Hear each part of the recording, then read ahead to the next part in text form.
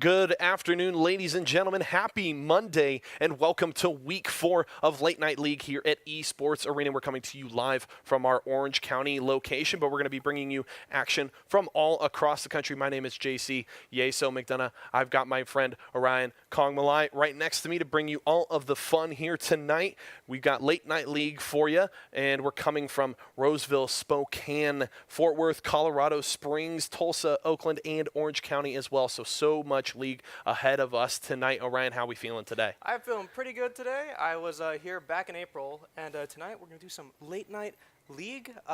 The teams that we're seeing today are Balls Deep and Boomba Time, and right now they're in the pick and ban phase. We're going to get to them right away. But before we do that, just like to say, hello everybody, my name is Orion, and also like to thank our sponsors once again, Walmart for providing all the overpowered PCs downstairs and across the nation, making sure our players have a good platform to hurt each other in with Late Night League. So, I think that we're going to be getting into the game in just a little bit, but right now, what can you tell me about Boomba Time? Boomba Time has been a really interesting team to watch. I've been kind of up and down on my thoughts on how strong they are, but I think they're trending upward, in my opinion. We will be hitting pick and ban in just a few moments, and this is a best of 3 we're working with right now in the winner's bracket. And Balls Deep actually did take game 1, so Boomba Time actually down in this series, as you can see on your screen, and we are about halfway through pick and ban here. Let's hit just the early things that stand out here. Morgana and Lysandra, a couple of mages picked up by Boomba. I would imagine the Morgana probably goes bot lane here, but there is the flexibility with those two. And then Lee Sin and Alawi, an interesting topside combination here for Balls Deep. So they're not just showing that off. So it does look like Boomba Time is choosing a control comp. So each one of these champions has a lockdown effect. They have Sandra for alt, Warwick with, if he could hit it, his ult. Yeah. And Morgana, really great in a team fight, especially when they don't have anything to like increase their movement speed to get out of that circle. But on Balls Deep, and good lord, what a name. It's how perfect. did that get in? It's perfect. Come on. But on Balls Deep side, we see not exactly a control comp, but none of these teams are late game right now. So Lee Sin is definitely the early to mid game. Alawi can be really powerful, really powerful in late game. Actually, it's more of a balanced comp over here on Balls Deep side.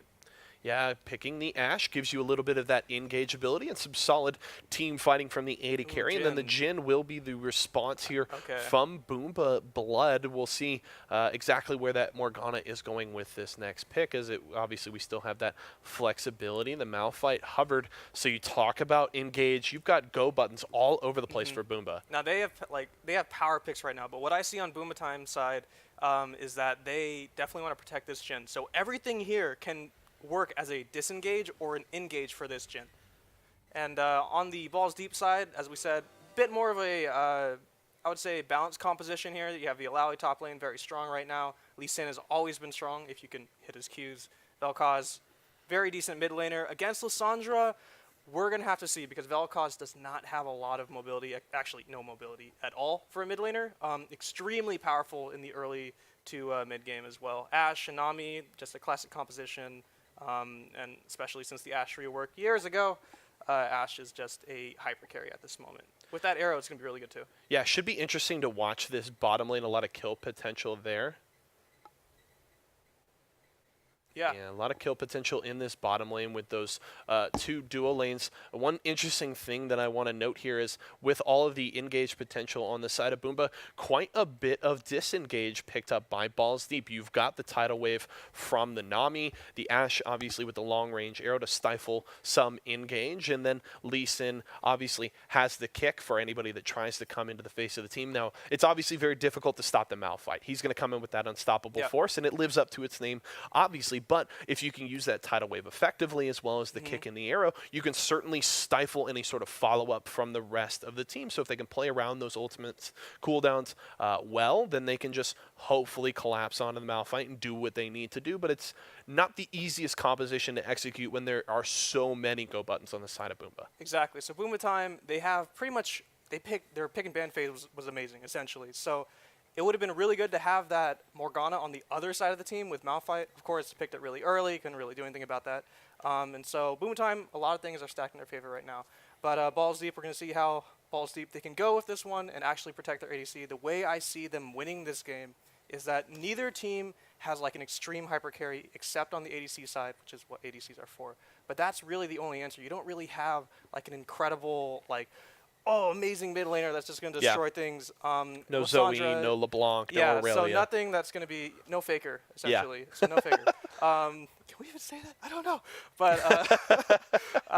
But for now we're gonna have to wait and see just how these teams are going to play with each other. I know that Boomatime back in season 1, season 2 today, they were really great at their top laner is extremely strong, and that's been a pattern for all of Late Night League. You were just talking to me about a Riven that went like 18-0 last week or something. Oh, it was an Aurelia, Korean Banana in week 1, but Korean yes, Banana. yes. But they have extremely strong top laners, and I would like to like kind of check them out, see what they're going to do. Top lane is a really strong lane right now in this meta, and we're just going to have to wait and see if they can protect their ADCs long enough to get to late game. I don't predict this getting into like an hour-long like slugfest. But since the you team know that you say that, now we're going to be Yeah, here for over 60 minutes. The caster curse. But other than that, I think that the teams are pretty balanced. Boomba is definitely going to need to rely on that Jhin, though. As I said, they don't actually really have like a super powerful mid laner that can just wipe the game unless they go, anybody can carry a game if they're 18-0 or something. Yeah. But we're going to have to wait and see. To take a look at those. Yeah, it'll be interesting. Looking at Balls Deep, seems like their win condition is a little more narrow, but could fit very well into what Boomba has brought out. But a very solid draft here for Boomba, down 1-0 in this series, looking to even things up, and they've drafted around some power here, and hopefully a simpler composition to execute on could push them to a victory and a game 3 here, but definitely a lot on the shoulders of both of the AD carries. You talk about the Lissandra there in the mid lane into the Vel'Koz. Now the Vel'Koz can bring out a lot of damage there. You get the laser coming out and it can shred through some squishies. So that's the thing. So that mid laner, sorry for interrupting you, but that mid laner, Vel'Koz, is definitely a not exactly a kind of mid laner that wants to go in. No. Lissandra is almost kind of like a Zed in a way. Vel'Koz is going to be the other carry to try to get it. Now, if Vel'Koz pops off, that can be a game changer. Yeah. They won't have to rely on their ADC as much. But, again, the line, we'll have to wait and see. But for now, I think that we're about to get into the game, maybe in about 2 or so minutes. How long has it been? I don't have a watch. Should be pretty close. Should be pretty close to get into the action. And I think that's an interesting point that you bring up, that the Vel'Koz can take a little bit of pressure off the AD carry shoulders. And the interesting that also does is that it changes how Boomba plays. Obviously, the Malphite's going to have that priority target, and he, if the Vel'Koz is going off, now if they can stay apart, it makes it a little more difficult for the engage to come through from Boomba, so we'll have to see how they play around that. But the key definitely for Balls Deep is you want to get bot lane, get that Ashe going, get the Vel'Koz going, have that multi-threat composition. Just makes it a lot more difficult for Boomba to play things out. But we are on to the Rift, kicking off the second game of this series. We've got Boomba on the blue side, Balls Deep on the red side as we look to continue this best of 3. We'll see if we get some action here at level 1 as Boomba Bear will be spotted out, actually forcing out the flash,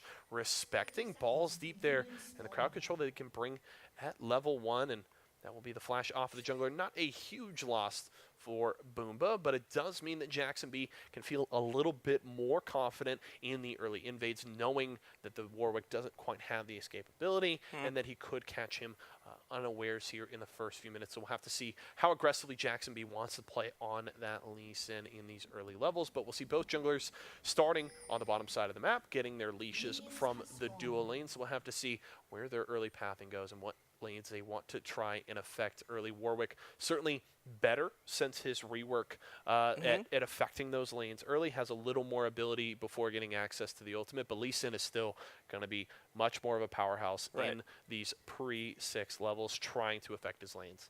Now, that flash that he did lose at the river, it's not going to be too important, although, you always going to want to flash. Sure. But Warwick is definitely going to be the guy who tries to gank at level 6, so they weren't exactly really worried about a gank pre-6 in this situation.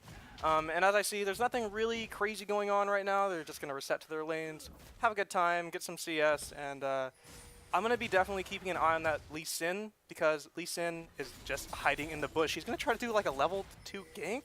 I think he is.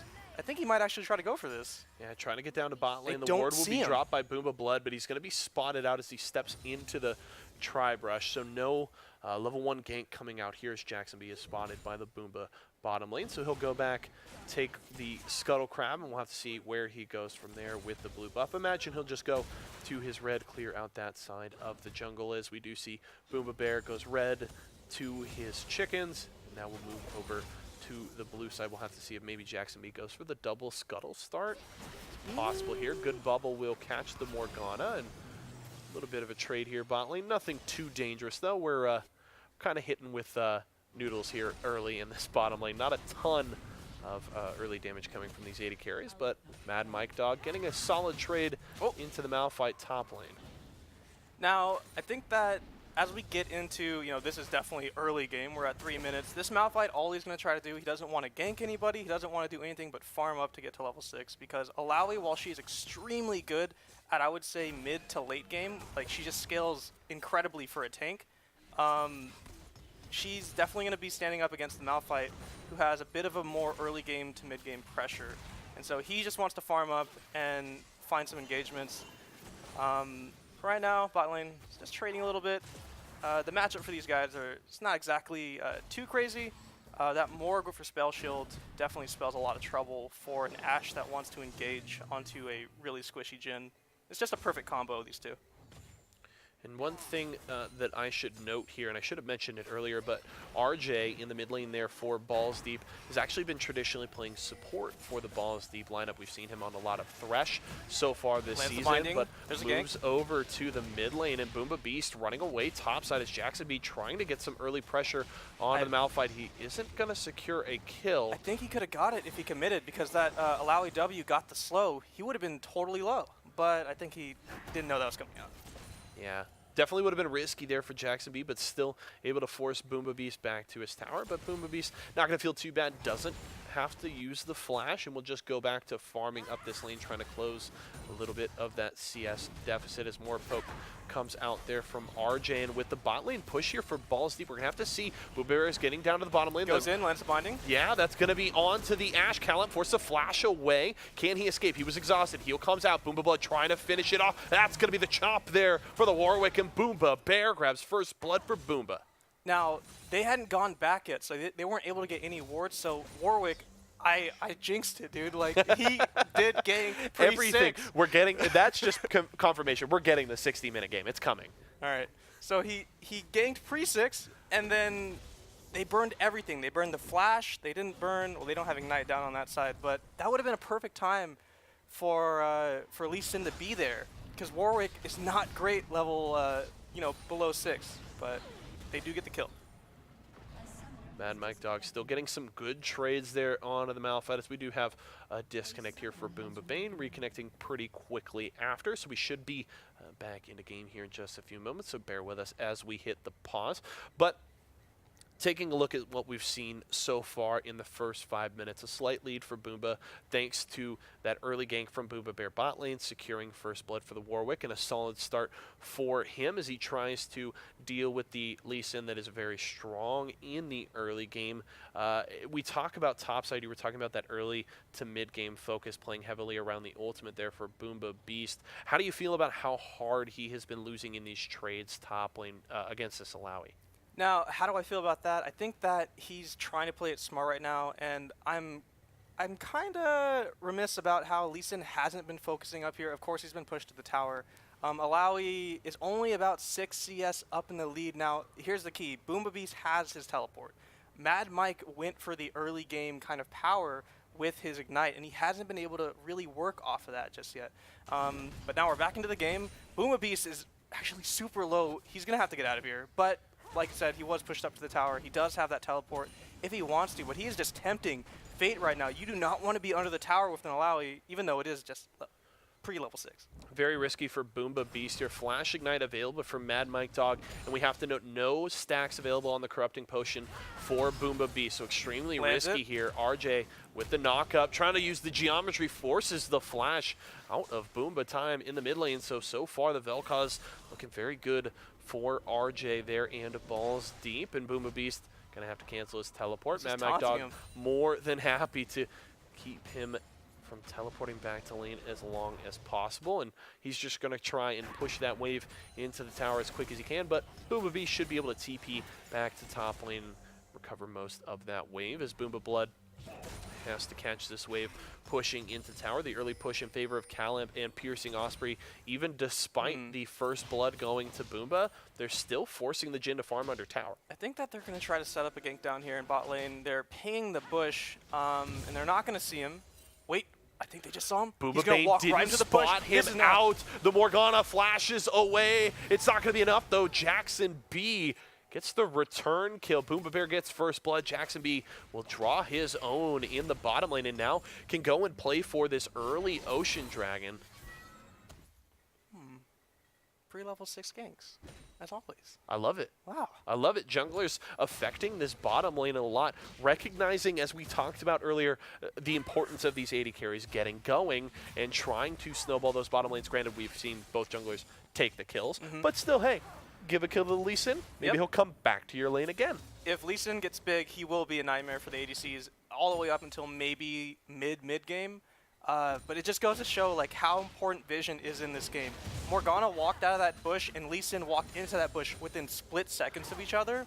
And because of that slight delay, that slight maybe just like 1 second taking a break, he was gone. Beautiful timing from Balls Deep. Sets up the kill for Jackson B, and gold essentially even at this point as a good bubble comes out from Piercing Osprey, but this is big trouble. The Ashe is feared. Calamp will drop a second kill for Boomba Bear. The deadly take flourish. Another kill? He does take another kill. Hey, you know what? The Warwick saying the same thing. He's going, give me the gold. I'll carry.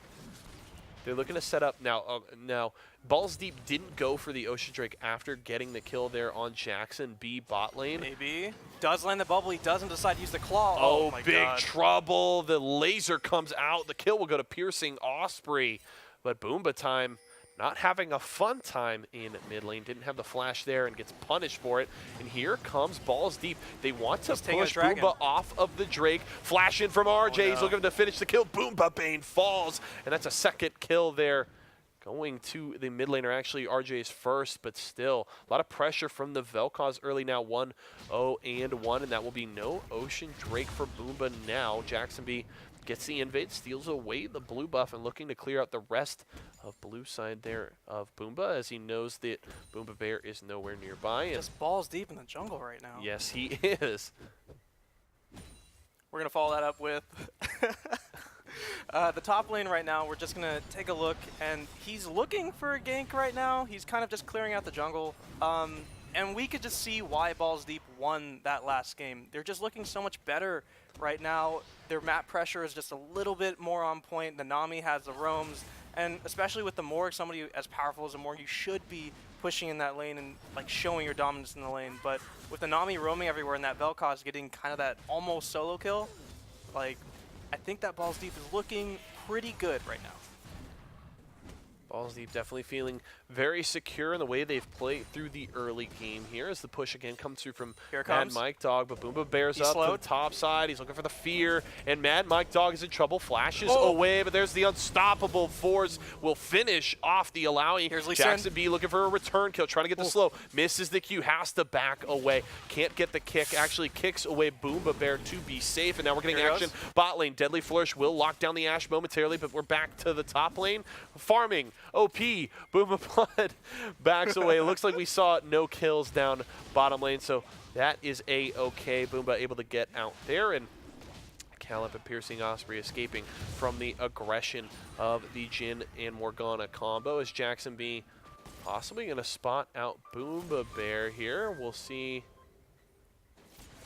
Going to hit the vision there, and doesn't spot out the Warwick. The Warwick will back away, and Boomba now looking to push back bottom lane. They're trying to bring back a little bit of the disadvantage they've been put in early. The Jhin has looked good so far, has 2 assists on him, sitting on the long sword as well as the BF sword. So solid start for him as he does have the item lead over Calamp's Ashe, but see if they can turn that into some kills bot side, as this Ocean Drake still hasn't been taken. Neither team has had enough time to secure that neutral objective, and now we'll have to see if these junglers start to play a little more heavily around that area of the map. Mad Mike Dog still feeling confident in this top lane, despite going down to the gank from Jackson B. Will most likely look to set up a little bit of vision. Immediately drops a ward. No, I think he's going to go for it. But the Ocean Drake, while it's really great, it's not like the most important objective in the early game, or at least the mid game as well. So they're going to kind of dance around it, I think, a little bit. But nobody's going to risk the game for an Ocean Drake right now. But oh my god, this Nami's doing so much damage. Piercing Osprey trying to just push Boomba Bear away from that area of the map. He is able to secure the Scuttle Crab, so that does mean vision for Boomba around this objective for the foreseeable future, as Jackson B is bot side as well. Actually, RJ has roamed down here as well, is going to get caught by the binding as well as the deadly first, so he's locked down. There's the tidal wave from Piercing Osprey, recognizing the danger with Boomba Bear coming nearby. And trades the wave for the binding. Now, they didn't have vision on the other side of that bush in that corner. They were afraid of that Warwick, definitely. But I don't know if that was the best trade in Ultimates.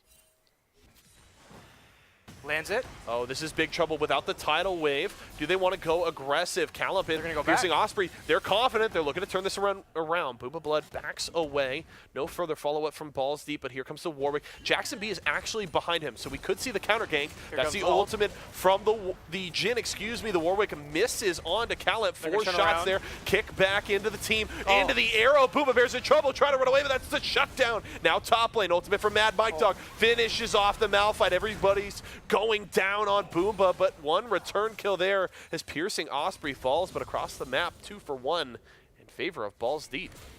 Comes the Vel'Koz. He's just going to find a little bit of damage here, but as I said, this may is want more. The laser on to Boomba Bane, but not enough there as he doesn't get the knock up, so but why?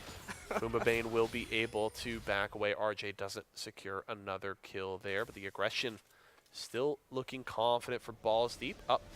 About 1,400 gold. Jackson B wants more. He's going to get the kill. The deadly flourish doesn't lock him down. The bouncing grenade neither. Jackson B going to survive, gets the honey fruit, and he will walk away unscathed. Grabs his 3rd kill. He's feeling very, very confident right now. They tempted the Lee Sin. Went in. Do not tempt the Lee Sin when you're at 25% health. I cannot believe. Yeah, I mean, and that was Boomba was trying to set up for that. That's the play that they wanted. They had Boomba Bane stepping up in vision to try and attract Jackson B to go aggressive and hoping that the Jhin would have enough damage, but it wasn't enough. RJ forced the flash away mid lane. No ultimate from the Warwick means he will survive, but still that Summoner spell out from the Vel'Koz means he's a little less safe in the mid lane. Still has access to the barrier, so can survive a little bit longer, but a 2,000 gold lead for Balls Deep as they're looking to take the 2-0 victory in this best of 3. Looking impressive in the early game of Game 2. Boomba drafted a composition fairly straightforward. We talk about the access to the backline when you get those ultimates, the go buttons for Boomba. Ocean Drake will go to Balls Deep here, but they haven't been able to execute as well on those ultimates so far in this game. Balls Deep has been able to kite things out, get the kills, and build a lead so far in this game, but we may see a 5-man play bot lane. Oh no, Calamp and Piercing Osprey could be in trouble. Jackson B is going to have to get over the wall. He's going to get feared. Jackson B's in trouble. He's going to get locked down. The arrow goes wide from the Ashe, and the shutdown for Boomba Time. Getting on the board here, taking down the Lee Sin, and here comes Boomba. They're looking to push bot lane, but the response will come from RJ. Now Boomba Beast is going to go back up to the top lane. That was a great find on Jackson B. He's just going to go back up, try to get this farm up, but as we saw last time, he was solo underneath the turrets, so he really doesn't actually want to be up in top lane. His value is with the team right now. His ult can basically get them a kill at any point. And so going up to top lane right now, facing down Mad Mike Dog is not a great proposition right now.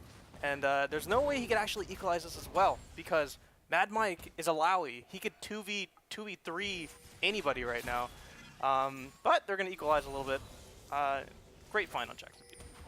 The big thing to note in the top lane as well is just the item differential here. Mad Mike Dog already has the Trinity Force, and that's up to components on the side of Boomba there for Boomba Beast, looking to get the Sunfire Cape, but also has the Glacial Shroud though. So some solid armor on the Malphite, but no completed items yet, so still a lead there for Mad Mike Dog, and he can go aggressive when he pleases, but taking some poke from the Malphite. Does he want to go for the ultimate? He's really low, but oh, he's baiting it. No, he doesn't. Goes in. Boomba Bear topside gets the ultimate out. Alawi not able to throw it down, and Boomba Bear grabs another. Now Boomba Time wants to go aggressive on RJ. Solid poke.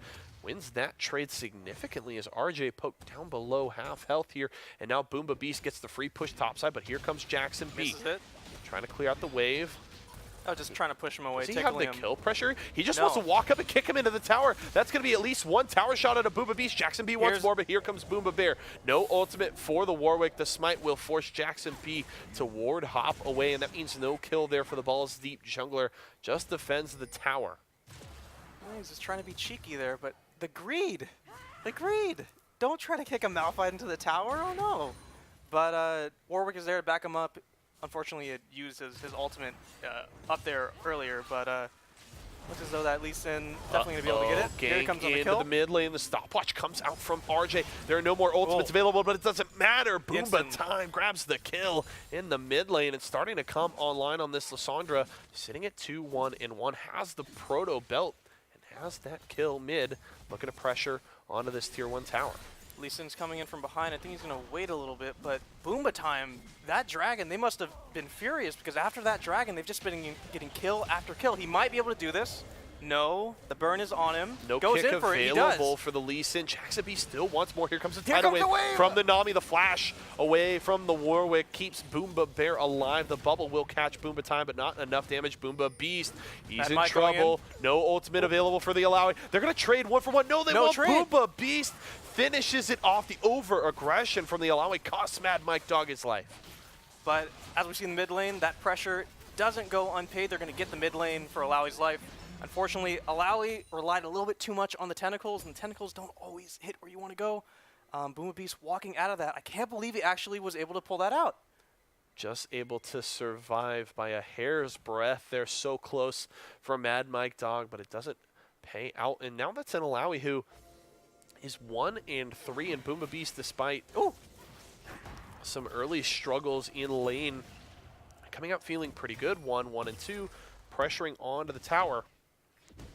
He won't be able to get it, but not yet. No.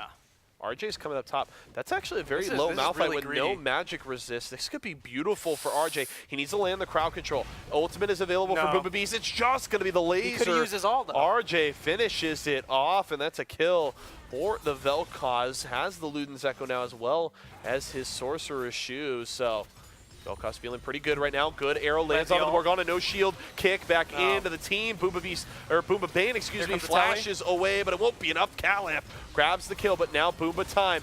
There is the curtain call. Caliph flashes away, but just gets put into the tomb. Boomba Time grabs the kill. The bubble will land onto Boomba Bear, but still blood drawn in bot lane by Boomba. Now they're looking to pressure and take this tower. It will be their first if they can take it down. There's the tidal wave. Boomba Blood has to back away, caught by the bubble. Jackson B, Lee Syndrome, he's got it, but he's got the kill as well. Now Boomba Time has to back away. Good knockup for RJ. They're looking for Boomba Bear. He doesn't have the ultimate. Bubble will land again. Piercing Osprey. So much work on the Nami. They're trying to take down Boomba Bear. He has the sustain. Flash away, but the electrocute, and now, excuse me, not electrocute, but still the damage from Boomba Bear finishes up. He's got the sustain from the Q as well.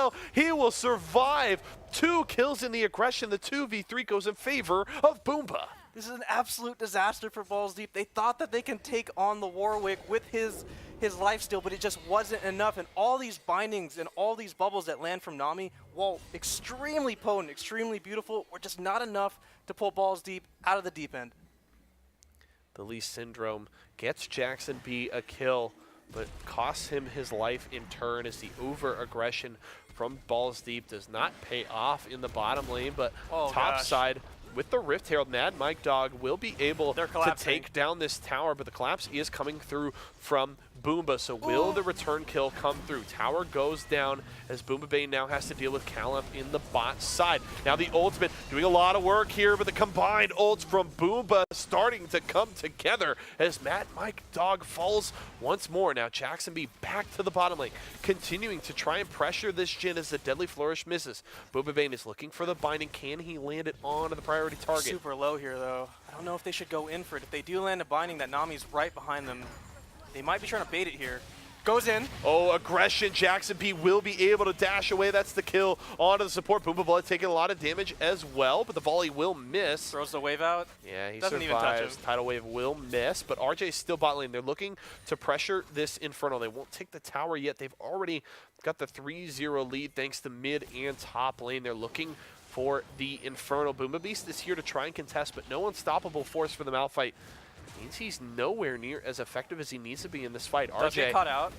This is really important. They need to have this dragon, but this Curtain call from Jhin. Inferno will be secured. He's going to go down. Jackson B has to run, but good ultimate from the Warwick. Catches the Lee Sin. Down he goes. Trades it in for the dragon, though. Oh, man, that's 2 kills traded back. The Inferno goes to balls deep, but Boomba draws blood again. Now they're looking to pressure mid. They haven't secured a tower yet, but this could be their first. Here comes Mad Mike Dog trying to clear out the wave with the assistance of the bottom lane.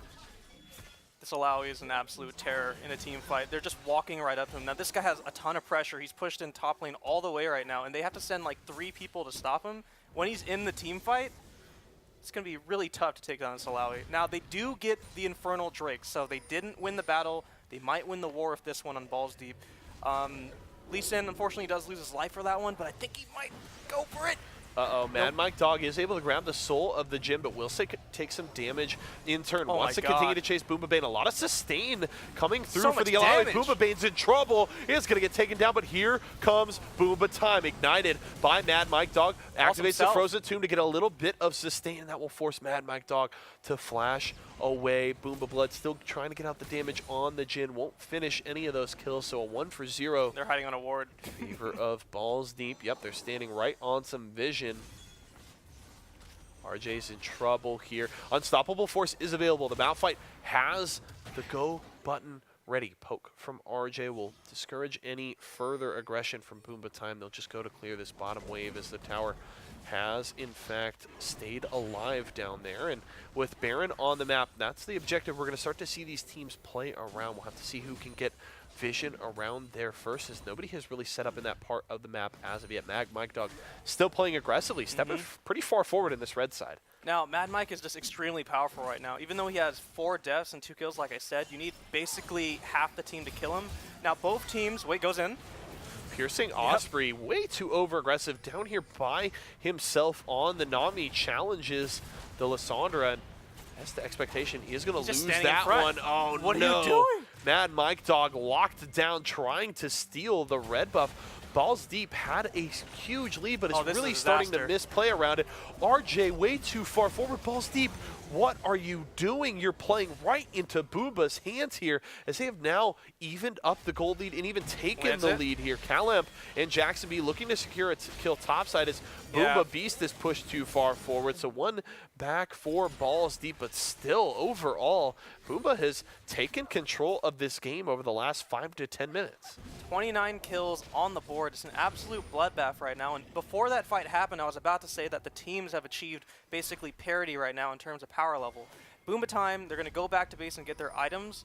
But as you were talking about that Baron, that's going to be hopefully the next objective there, because these teams are basically at the same power level, maybe Boomba time a little bit more. The next thing that's going to tip the scales in anybody's favor, probably going to be the thing that ends the game. Now, as we were talking about, I keep on talking about this Alawi. She's all the way pushed up in the top lane. That will probably be a great way to end out the game for Balls Deep. This Alawi is really good in team fights, but this Lee Sin also has just been making so many plays. There's just no way that there's nowhere they can hide in a team fight. The ADC has basically gone down in every single team fight because of these junglers.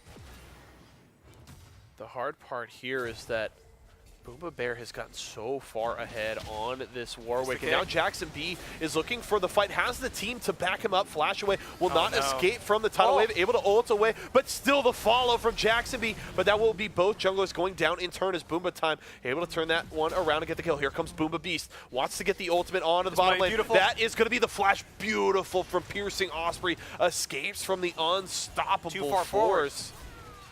Goes in. No, he doesn't want to go in. That would have been an amazing ult, but he does get the flash out of there. But he does burn the flash. Those are on higher cooldowns. Recognition from Boomba Time there, knowing that there wasn't a lot of damage follow-up from the rest of the team. It was just the Lysandra and Malphite in missing the unstoppable force there. There's not a ton of kill pressure with those two if Boomba Time goes in there. So I like the checked aggression there in the jungle.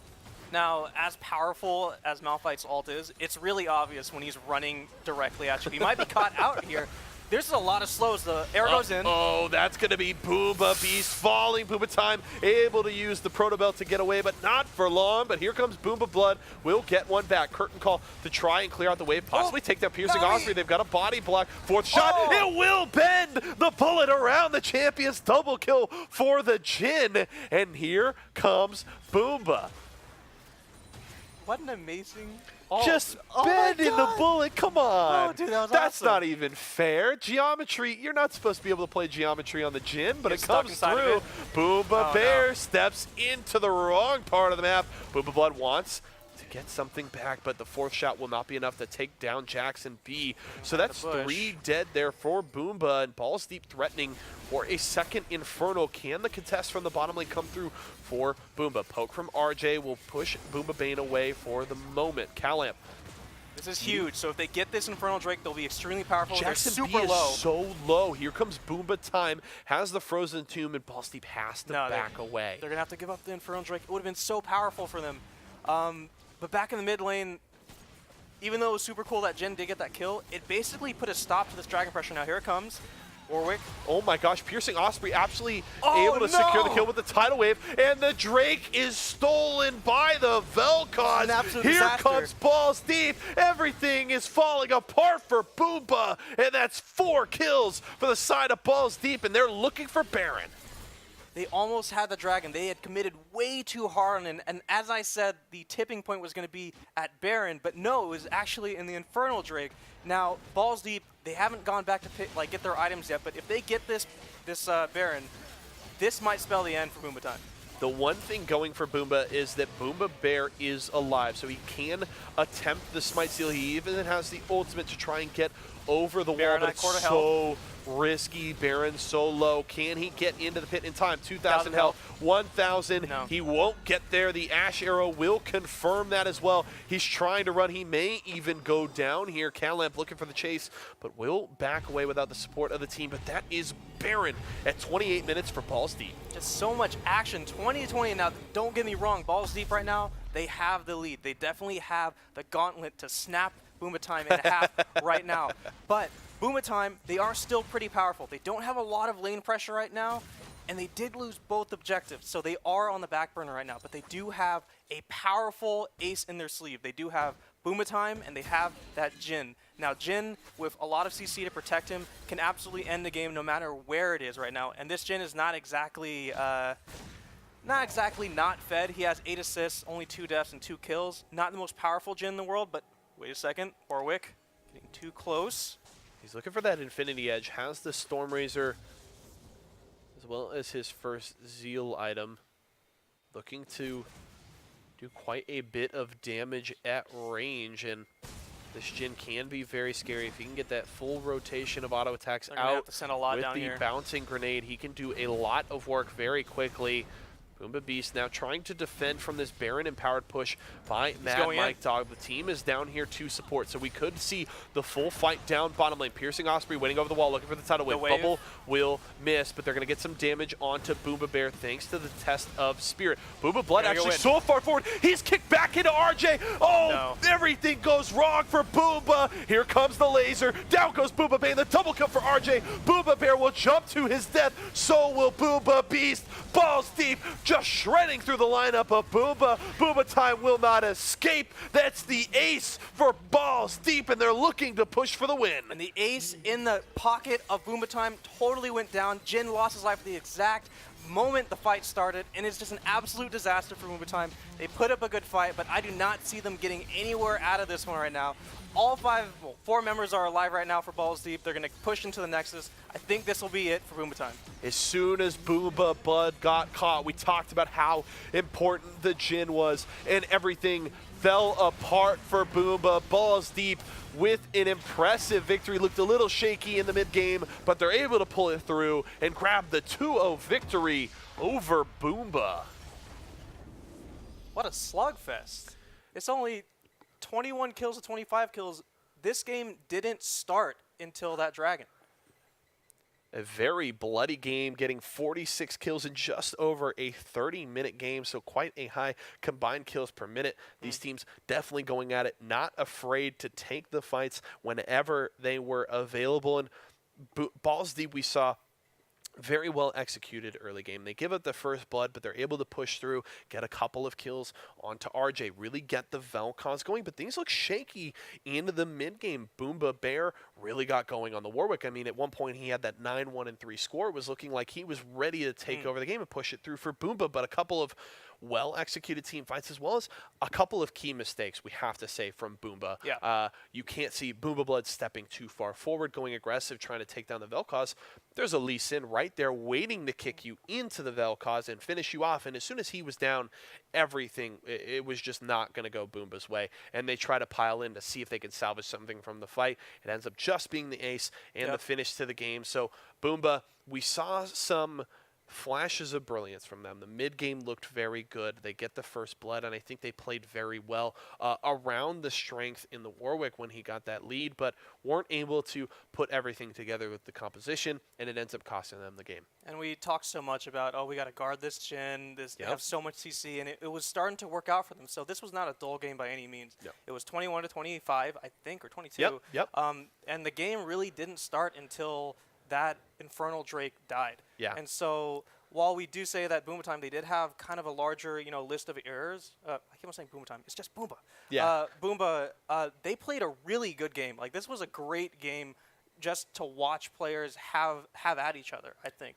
And I just think that was a great game. They do go down 2-0, but Boomba put in a great performance this time. I think, and you mentioned the mistakes, and the one thing I want to give credit to both teams for here is there was not fear from either team. Yeah, I think they were fearless. They recognized the mistakes, but they weren't going to let that temper the aggression, and sometimes that can come back to bite you, granted. But I love the fact that they understood that, like, hey, okay, we messed up that fight, but we can't play scared the rest of this game. And they kept throwing punches. You talked about just these teams going back and forth, a slugfest. They were just kept throwing haymakers, and that was both teams' attitude throughout this game, no matter when they were down. But reckless, I agree. A little reckless, but it was entertaining. Great TV. Completely. Both of them definitely going at it, not being afraid to continue to throw the punches, continue to take the fights, and it meant that both of these teams at different points in this game had control and looked ready to push towards a victory. So I think definitely entertaining to watch, things to clean up, but I love the attitudes from both teams. All right, and so the next game is going to be Rush Hour versus Asian Imports just after this break. Once again, thank you so much for watching. It is Late Night League here at Santa Ana. Beautiful place, by the way. And we're going to see you guys in just a few minutes. Don't go away. We'll be right back.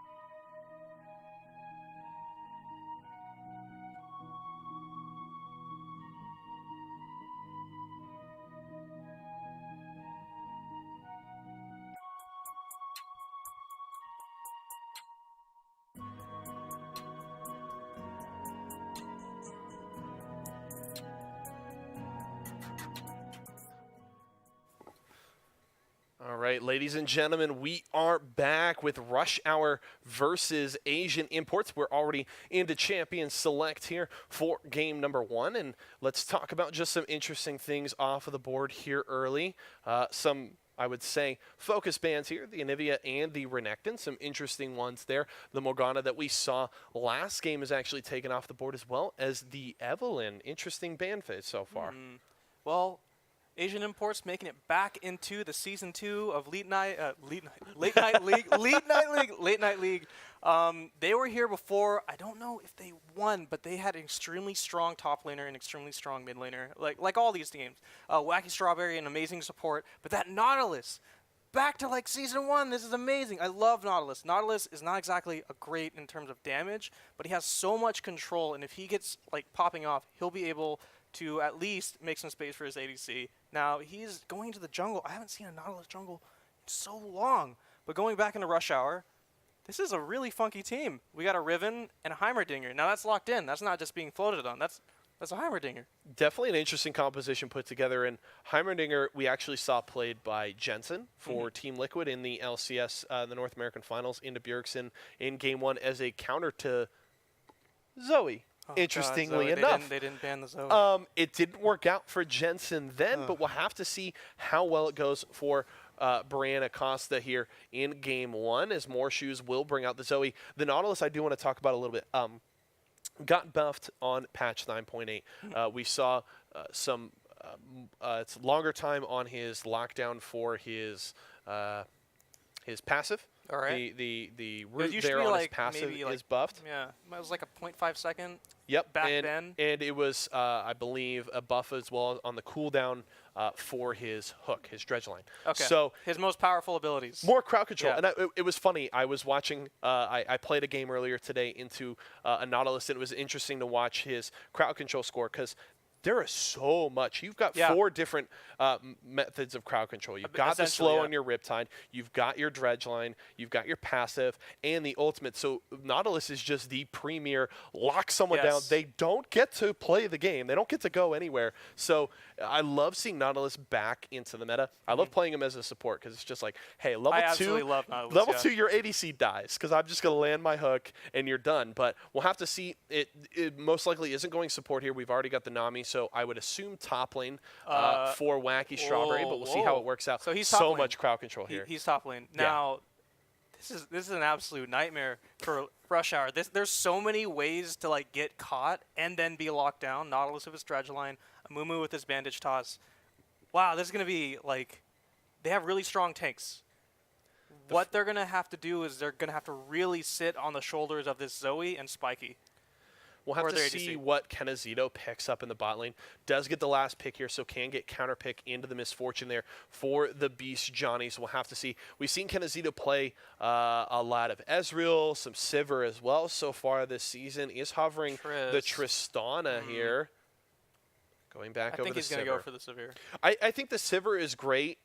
Brings out a lot of damage. You've got the good scaling. You don't need to do any crowd control whatsoever. So if you just survive in these fights, stay safe. Beautiful. Sivir Nami should push lane fairly well and be able to control the bottom lane into the Misfortune Lux, though there is certainly some kill potential from the Rush Hour bottom lane. But I love, and it's something similar to the composition that we saw put together by Boomba in the last game, is so much crowd control coming from so many different lanes. You've got all of the go buttons, all of the ways to get access and set up these kills.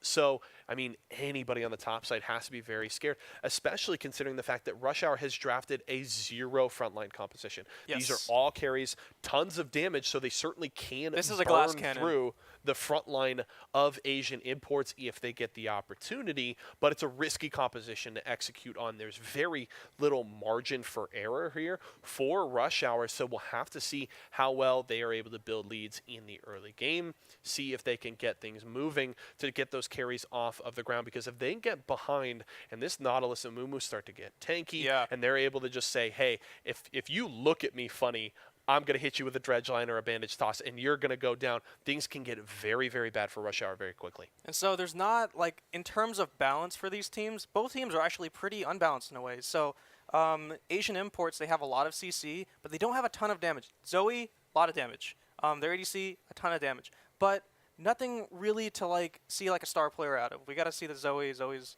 always been powerful.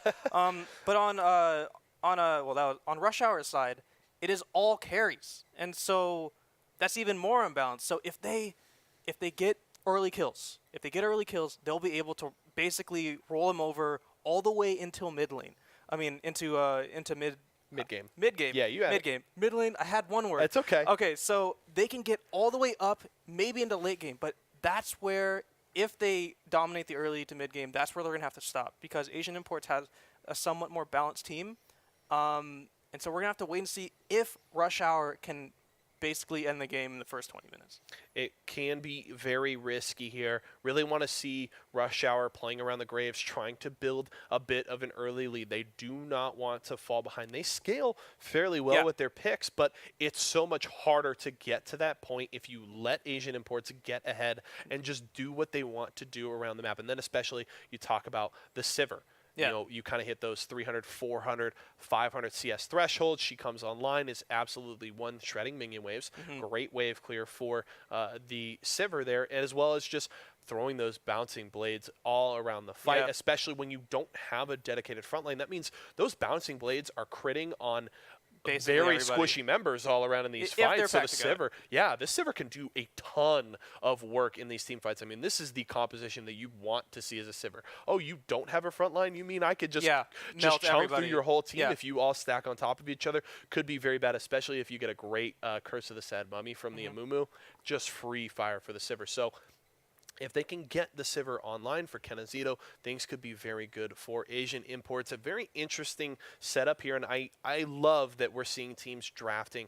It's obviously These risky. ultra-aggressive course. Yes, these ultra-aggressive compositions in two forms of them as well. Yes. The frontline heavy, 2 carries, but we're going to come after you composition, and then we're going to go 5 carries, all fairly squishy, and we're just going to try and delete anybody on your team. So two very different approaches, but 2 similar play styles. Right, and so with Boomba time, or Boomba last game, the protect the ADC with a lot of CC comp didn't really work out for them at the very end.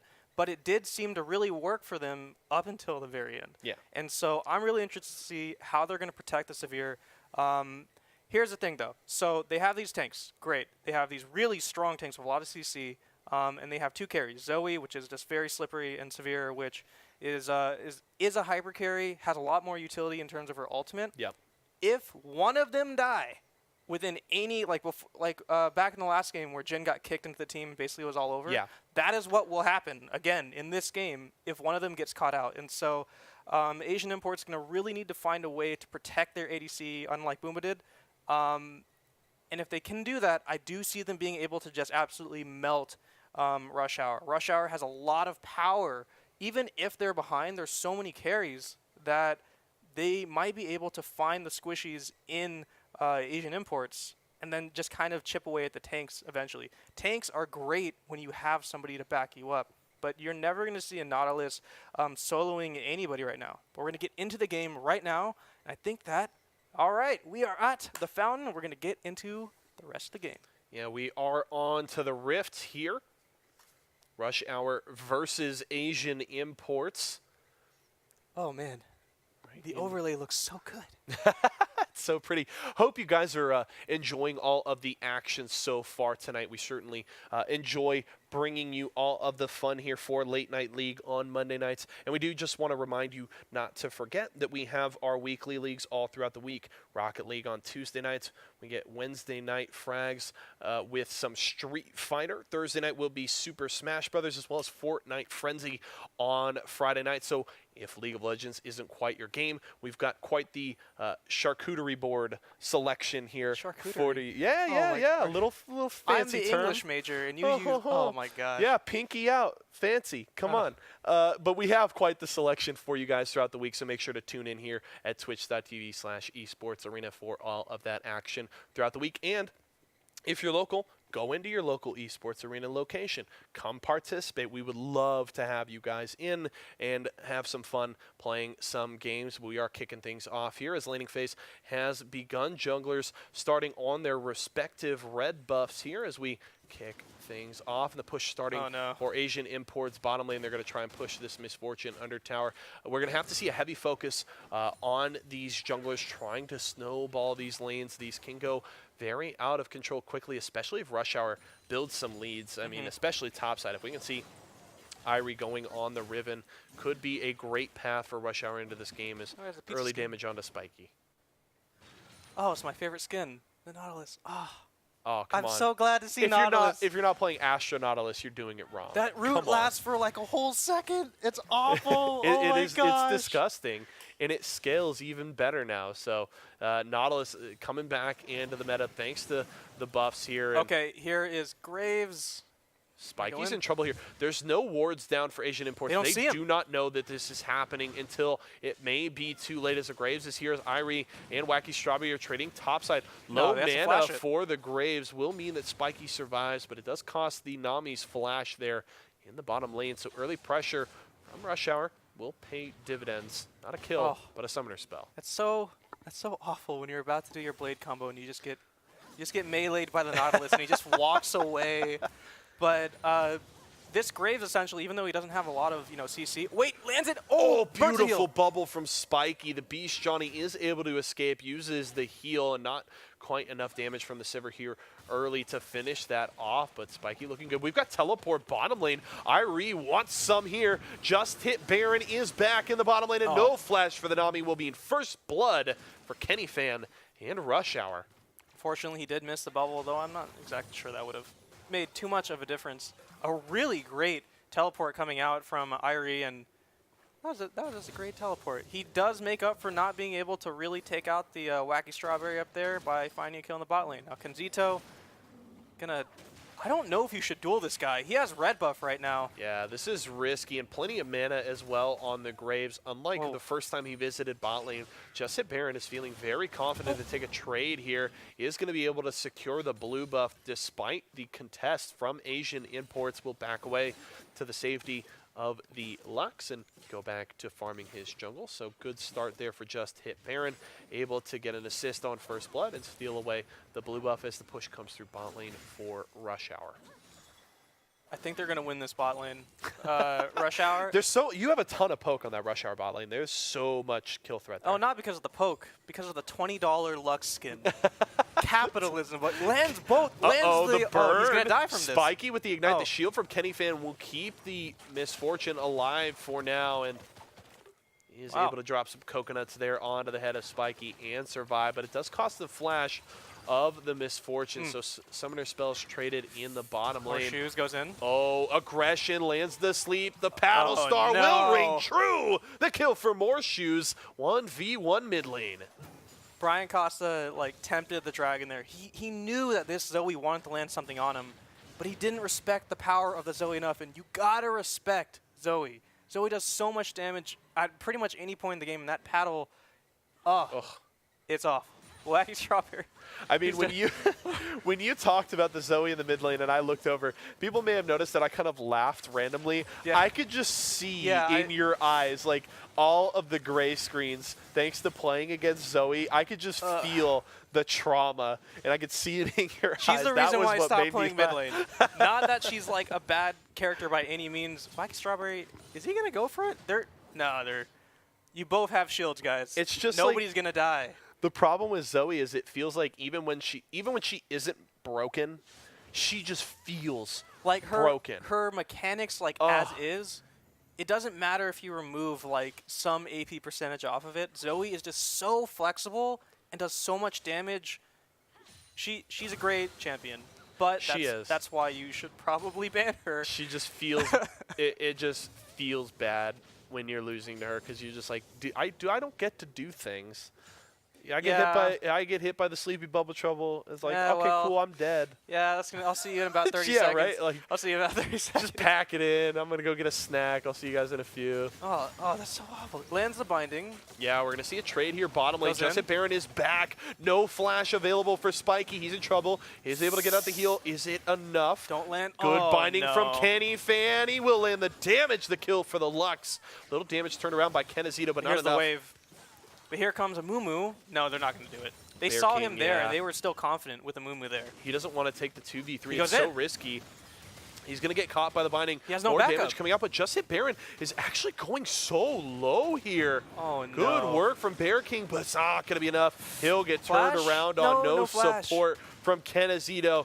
Bear King will run to his death. Just Hit Baron grabs his first kill of the game. That's a 3-1 lead for Rush Hour here, and they're looking to continue to pressure bot lane. The Infernal Drake is huge here as well. When you've got a composition with no front line, all the damage that Rush Hour brings to the table, Infernal Drake is so valuable on their team as Morshoes Caught is between looking Irie. to get some damage onto Brianna Costa. We'll get the poke with the paddle So much star, but greed. Irie has come to the mid lane. Morshoes has to back away. Irie looking to finish it off with the ultimate activated, but won't quite.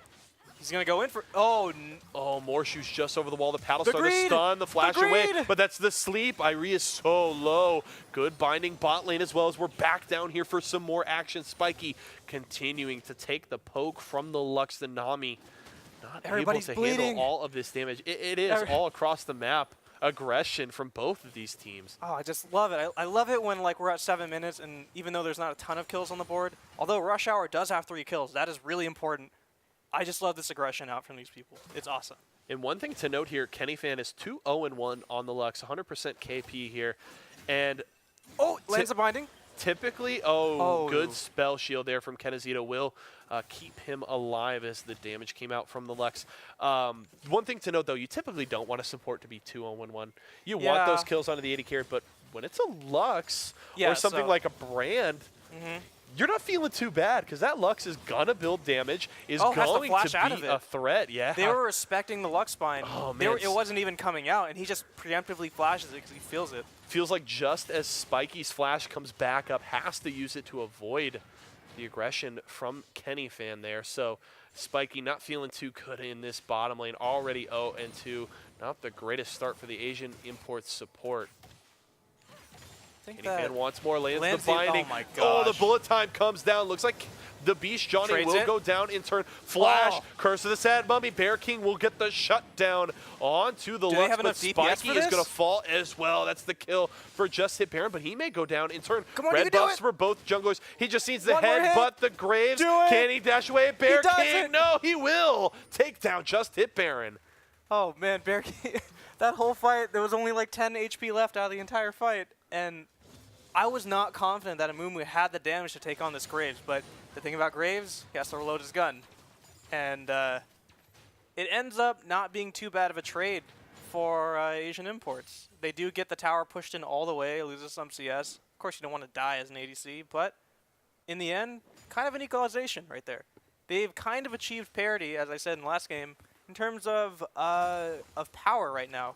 But this Heimerdinger, dude, I'm not really sure it was the best choice for the mid lane against this Zoe. But what is a good choice against Zoe?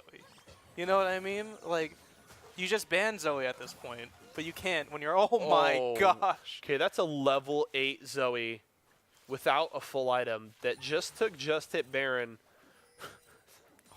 down to 25% health with just a paddle star and an auto attack. Spiky is able to avoid the binding from Kenny Fan there. The kill pressure from this bottom lane is massive right now.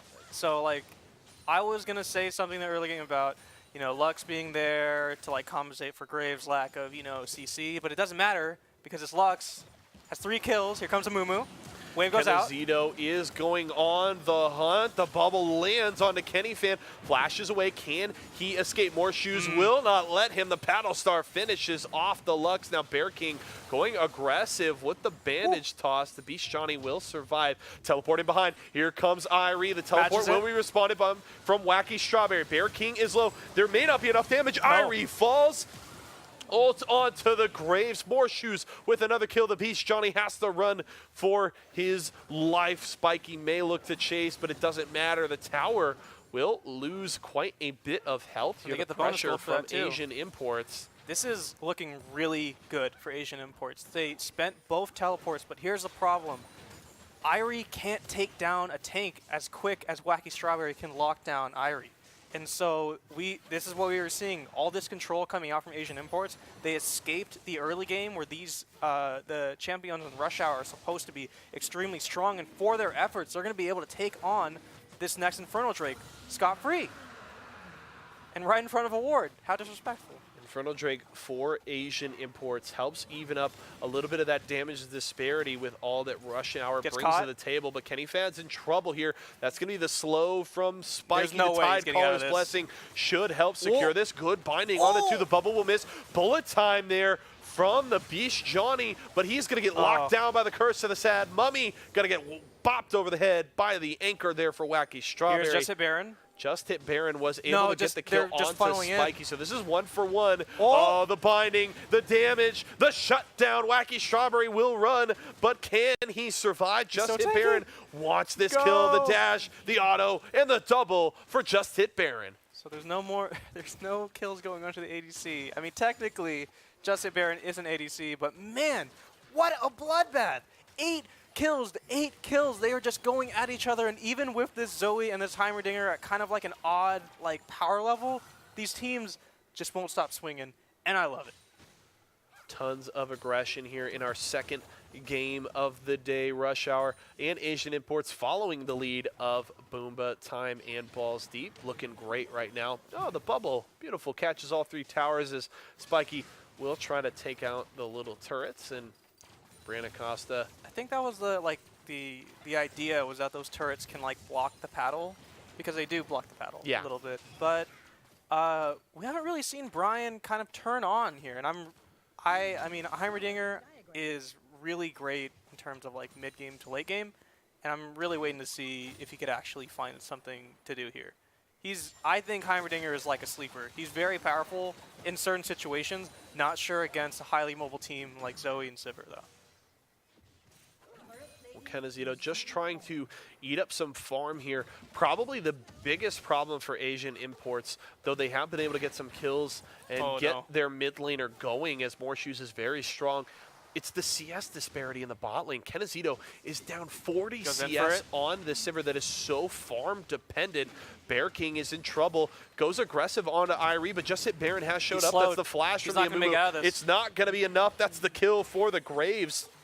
Okay, Morshoes going to look to turn it around. Here's the tidal wave as well. Catches too as Morshoes flashes away. They're going to turn around the shutdown for Morshoes as he looks for more. The Paddle Star will not land as Wacky Strawberry is here. Ultimate on to the Heimerdinger. He is not going to survive the double kill for Morshoes as the Zoe continues to be a menace. 5-0-1 has the Luden's Echo. Continue to throw out poke in the mid lane as Asian Imports looking for their first tower. They're gonna ban Zoe next game.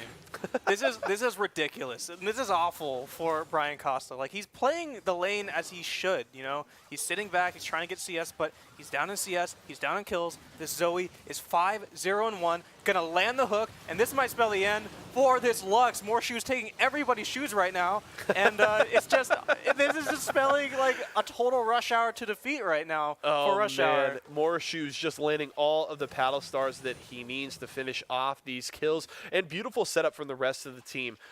Spiky and Wacky Strawberry both doing a great job with their crowd control, locking down the key members of Rush Hour and just making Morshoes' life easy on the Zoe so far. The Beast Johnny caught out here by the Amumu. Support is on its way, though, so we'll have to see if he can catch out Bear King. Curse of the Sad Mummy will help finish that off. Bear King with the kill, but Just Hit Baron wants more, but won't be able to finish off the Amumu. And here comes possibly the rest of the team. Wacky Strawberry, without his teleport, will stay top lane to pressure that tower, but Asian Imports may want more kills here around the river. Irie will be spotted out on the pink ward. Bear King, he wants that bandage toss. No. He will decide against it, but he was thinking about it.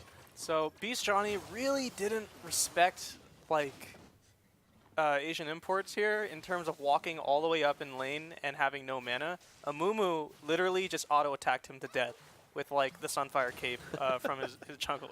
And he was able to get out. Now that was the important thing. So if they were able to trade that, that would have been really good for Rush Hour, but he just walks away.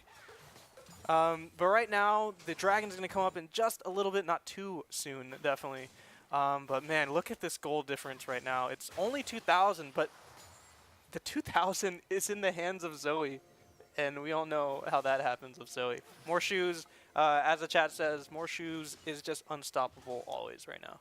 He has been one of the most impressive players so far in Season 2 of Late Night League. Has had a ton of impressive performances. We've seen him on the Anivia. Oh my gosh. I should have mentioned that in pick ban. That is why we saw that Anivia ban, because he has been so potent on that pick so far in Season 2. And so far it seems like you may not be able to ban him out because he's on the Zoe now and styling on Rush Hour with the 6-0-2 score through 17 minutes. Wacky Strawberry looking to take down the Donger. That's the ultimate. And the bounce house for Brianna Costa. That'll be the kill for Wacky Strawberry as Asian Imports continues to pressure bottom lane.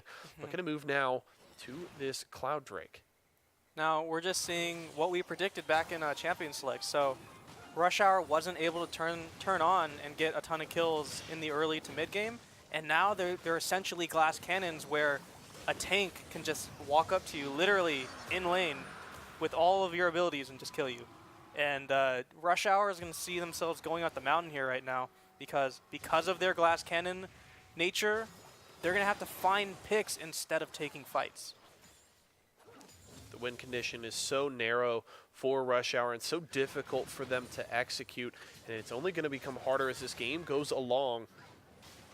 Wacky Strawberry just looking to 1v1 the Riven right now. He is so powerful. Nautilus, welcome back. Welcome back to League of Legends, man. Oh, the flash, the auto. He doesn't get the lockdown, but still the AoE damage from the passive on his W will finish that one off, and the Riven falls topside. Wacky Strawberry continues the pressure up here. Now 3-1-2 on this Nautilus. Has the Frozen Fist, the Iceborne Gauntlet there to be more of a damage threat, even more crowd control, because he's now going to get the even more CC with the slow, the AoE there. So it's just going to be so hard to get away from this Nautilus. Yeah, so that Iceborne Gauntlet, I don't think he was originally planning on building that, but because they're so ahead right now, he just wants to push basically the entire lead. Now, that might come to bite that guy, you know, in the back if they don't find a way to kind of stop Rush Hour from kind of slowly going back and building their power up, because this is, you know, it could be a late game. Oh, dude, does flash out of it. That shield from Lux is actually really potent. Wow. Nautilus is doing too much damage right now for a tank, and that's a huge problem for Rush Hour right now. And he's still very hard to kill. The shield on his W is on such a short cooldown that he just never seems to go down. Add on top of that, the heals coming from Spikey's Nami, and this Nautilus just never seems to die in these fights. Get some beautiful dredge line from downtown. The bubble catches to the tidal wave will follow up. Irie trying to get into the backline here, so much but damage. It's just going to get collapsed on. Flashes away. Curse of the Sad Mummy catches 4. The dredge line grabs another. They're flashing away, running for their lives. The bullet time will get some damage. Bear King will be traded back as Brianna Costa will get the kill, but Kennesito takes down the Beast Johnny. That's a 3-for-3 though, so Rush Hour getting something back here. They'll still lose the tier 2 tower. Down goes the Heimerdinger. That makes it the 4-4-3 in favor of Asian Imports, and they're looking to break the base. Irie, the only one able to defend. There are low health bars here for Asian Imports, so the Riven can do work if Irie Lux does have her aggressive. ult. Lands it. No, doesn't. Wait, more what? shoes. Yeah, more shoes having the flash available there. Recognizing that if he gets caught by that binding, he's going down. Yeah. So good reflexes from Morshoes to survive there, because Kenny Fan was looking for blood. Oh, man. So, as we were talking, Asian Imports definitely has kind of the more balanced comp in relativity to this whole thing, because Rush Hour was still able to fight, but they weren't able to follow up with the Riven. That Riven, if you saw it, got 3 people in her stun and threw her ult across all 4 members. There was a ton of damage coming from that Riven, and they could have won that fight. That's why it still kind of went the way of 2-3. But because Asian Imports has the tank, has that CC, they're able to turn it around even when they've been engaged on by not an exactly powerful Riven, but a really great Riven combo. And so Rush Hour, what I'm seeing, even though they are 9 kills in the bucket right now, they still can find the squishies. But they're going to have, like I said, they're going to have to take their time and find a way to pick off people. If they're able somehow to get more shoes or Kinezito out of the fight, or both, they can definitely win this. Because even though they have powerful tanks, when you have like 5 DPS, it doesn't really matter how powerful your tanks are.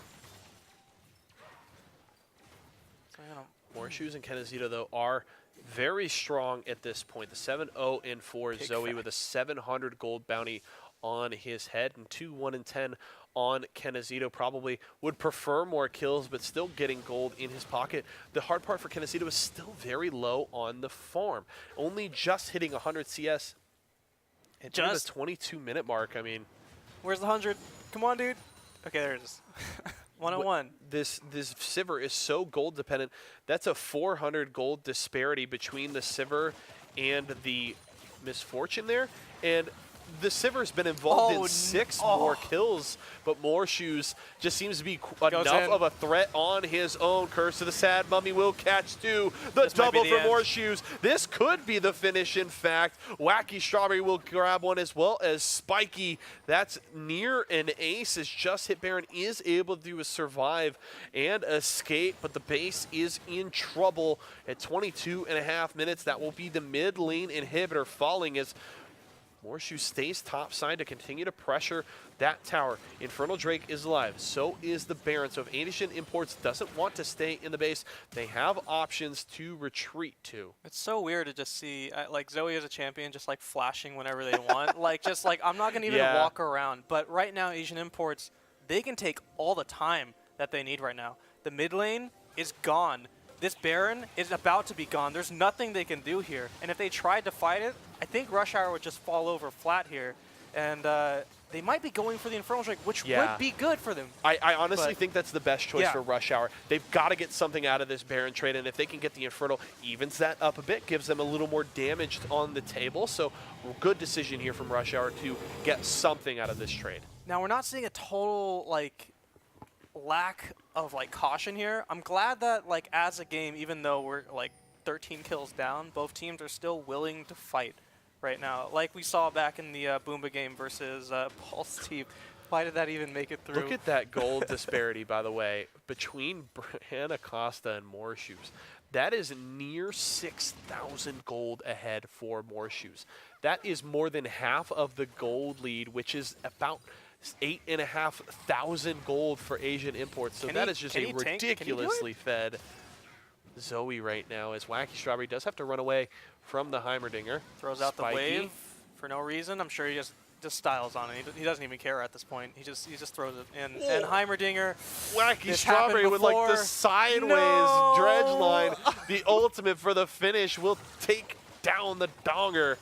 Wacky Strawberry continues to be a threat on this Nautilus as his team is pushing bot side. They've got the Baron empowered minions looking to take down a tier 2 tower. Will be their 7th tower of the game as they look to pressure this bottom inhibitor. They've got super minions pushing towards the base in mid lane, and a minion wave which will start to push in their favorite topside. Right there, Spiky, dude. Flash, heal, the ultimate from the Graves will not be enough to take down the fish, and Spiky will use the redemption to heal up. It's going to be really hard to cast this next fight because Zoe's just going to kill somebody immediately. And we won't even be able to see oh, Zoe lands the binding. Oh, no. Paddle Star, goodbye. Yeah. He does get the sleepy bubble trouble. The flash in the Paddle Star and 100-0. Goodbye, Kenny Fan. The kill for More Shoes as they take that bot lane inhibitor. Wacky Strawberry now pushing on the top side. They're looking for the triple inhib as they threaten the Nexus towers. More Shoes continuing to throw out the sleepy bubble trouble. Oh, good block there from the Beast Johnny, but it may just cost him his life. The tidal wave actually misses. Irie is burning. The damage from Spiky, but the Riven survives. Now they're on to the Nexus towers. More Shoes flashes in, and goodbye, Brianna Costa. Another kill for More Shoes. The defense from Rush Hour will not be enough. That is the double kill for the Zoe as Morshoes continues to just be a menace on the map. Irie wants some blood, will make some sushi out of the Nami. Styles with the mastery emote there, level 7 on the ribbon, and looking like he's going to get Bear King. This game may not end quite yet. Asian Imports does get pushed out of the base, so Rush Hour will survive, but for how long? We do not know. It may not be very long. Okay, I can't believe they actually held that. I'm not sure if like what we're looking at here is a hold, but they were able to get that ace, and that Asian Imports has all the cards in their favor right now. We keep on talking about cards and aces for some reason, but they have all the cards in their favor right now. I don't think that they're going to survive another push Rush Hour, but they can try, and I mean, oh man, this is.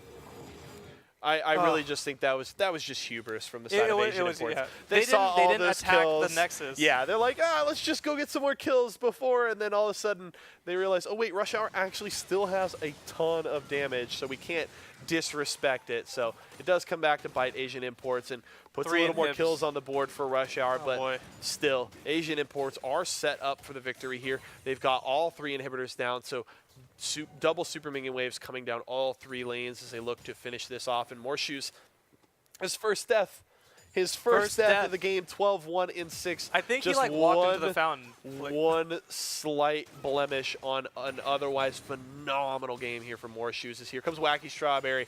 He just wants a dredge line. He's looking for some kills. This Nautilus has been so powerful in this entire game. Of course, well, Nami might lose her life to this. Here Tidal wave, though. Bullet time will catch a few, but it's just the tanks. Curse of the Sad Nami and the kill for Wacky Strawberry. Asian Imports will finish it off. Not the cleanest finish, but they will take care of business as they're still looking for kills, but they will take down the Nexus eventually. Guys, attack the Nexus. GG. GG. We've got Just Hit Baron on Rush Hour. Can I have Just Hit Nexus playing for Asian Imports? The win will come through for Asian Imports. An impressive victory. A couple of misplays there at a couple of moments, but still able to push it through for the win. An impressive win for Asian Imports there over Rush Hour. And we predicted it. So they were able to use their incredible control from their Nautilus and the other CC on the team to protect the Zoe. Not that the Zoe needed much protection. No. Like, so we were like, oh, they got to protect the ADC. They got to protect Zoe. But, like, Zoe was, like, 12-1, 14 or something at the end of the game. They're going to ban Zoe. There's no way that Zoe is going to get through. And I think that they're going to ban Nautilus because that was tough to deal with. Brian Costa... the Heimerdinger, I'm sure it would have worked at some point, but he was just never able to get going. There was always somebody in his lane to stop him. There was always somebody in his lane to take him down. The Zoe soloed him a couple times. There wasn't a lot to do with the Heimerdinger, and so I think that I'm not sure if that was a comfort pick, but the next game, he's definitely going to have to go for a cover pick. And interestingly enough, it was in fact the blind Heimerdinger into the Zoe. And I mentioned kind of the timing was perfect, that it had been a counter pick, hopefully for Jensen in the North American finals that didn't quite work out into the Zoe. And it seems like Morshoes said, I don't care about the Donger. I'll take the Zoe into that gladly. So we'll have to see how things switch up. Maybe they throw just more bans at Morshoes because they threw the Anivia ban at him already. He's a great mid laner, and like as the chat has said, essentially, he is just really great at being a mid laner. There's only so much you can do and only so many bans you can spend on somebody who's just good at their job. And so at that point, you're going to have to try to essentially outskill or outplay Morshoes, and we just keep on talking about Morshoes. Severe did a great job as well. And Nami landed some really clutch bubbles in the early game. And we were looking at Rush Hour with that Lux. I was really hoping that we were going to see that early game power spike just roll into them. It had the great start, the 2-0-1 start, so...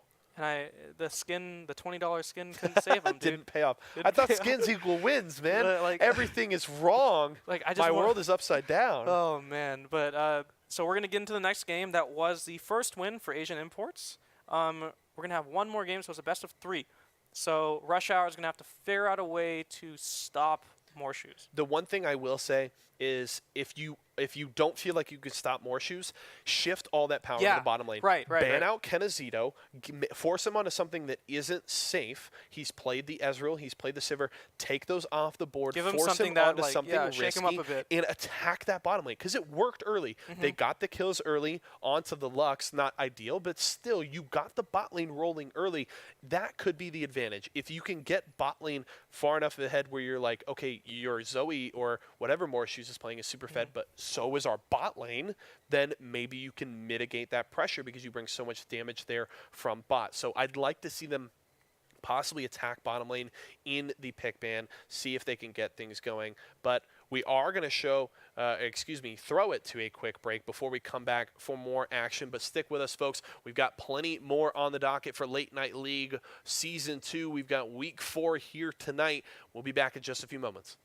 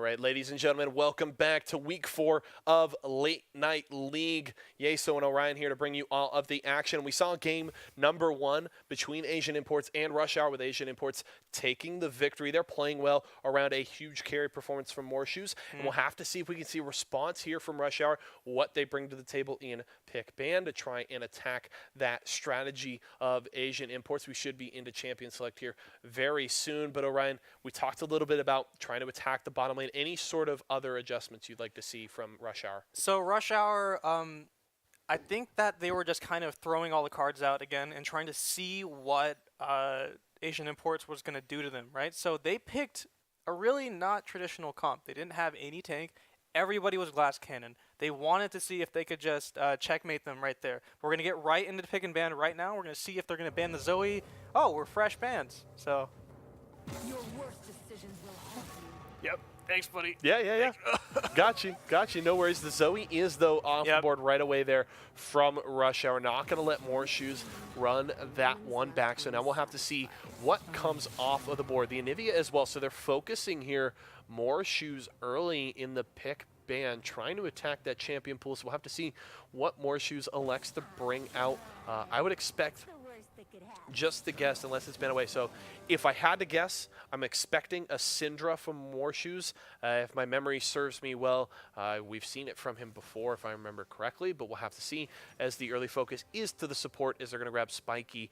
That Nami and Irie, he wants the Riven again. He wants the Riven again. He had some great plays on it, namely that fight in mid lane. He gets the triple stun, so it looked good. There just wasn't enough behind the Riven to really let Irie show off. I would have liked to see, actually, if Rush Hour picked Sivir, right?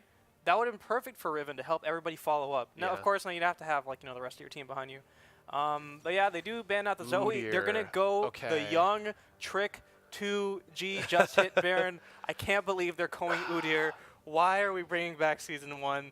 Guys, there's new champions. Please, what are you doing? Please. What I really wanted here from Just Hit Baron was some tank play, honestly. Like, Cinderhulk has been buffed twice, and I'm going to pull up his op.gg. I want to take a look a little more at his champion pool, but I really wanted to see a tank here, because I think that would have been something that would have really complemented the composition that they're trying to put together. He can be kind of a tank. I mean, he's not exactly a little bit, but it's not really a Cinderhulk jungler.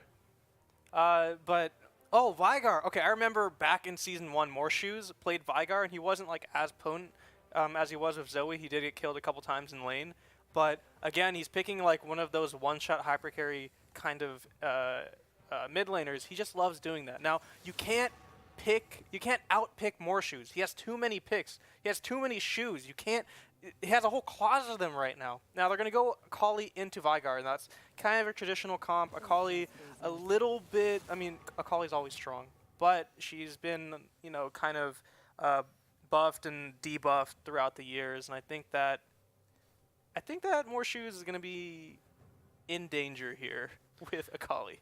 We'll have to see how it plays out. And Just Hit Baron, no surprise that we saw the Graves in Game 1. Just checking out his op.gg, has played it in about 75% of his recent games, so playing that a ton and looking fairly successful on it. And it was good in the last game, but just didn't seem like it was quite enough. We'll have to see if the Udyr, is enough, brings enough different to the table to try and set up the rest of his team.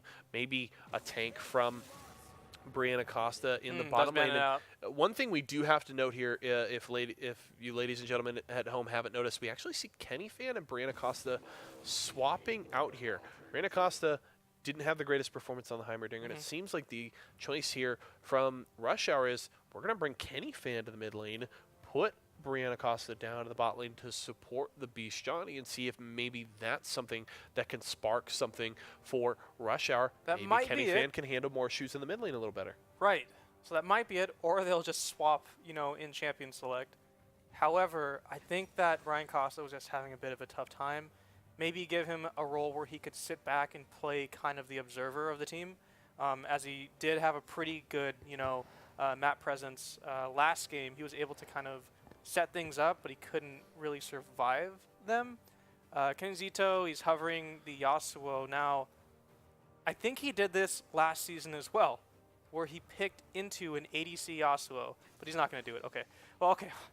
Thanks, Kenzie. But I was really hoping for it because this would have been their game to kind of try everything because this is a best of 3 and Asian Imports is looking so strong.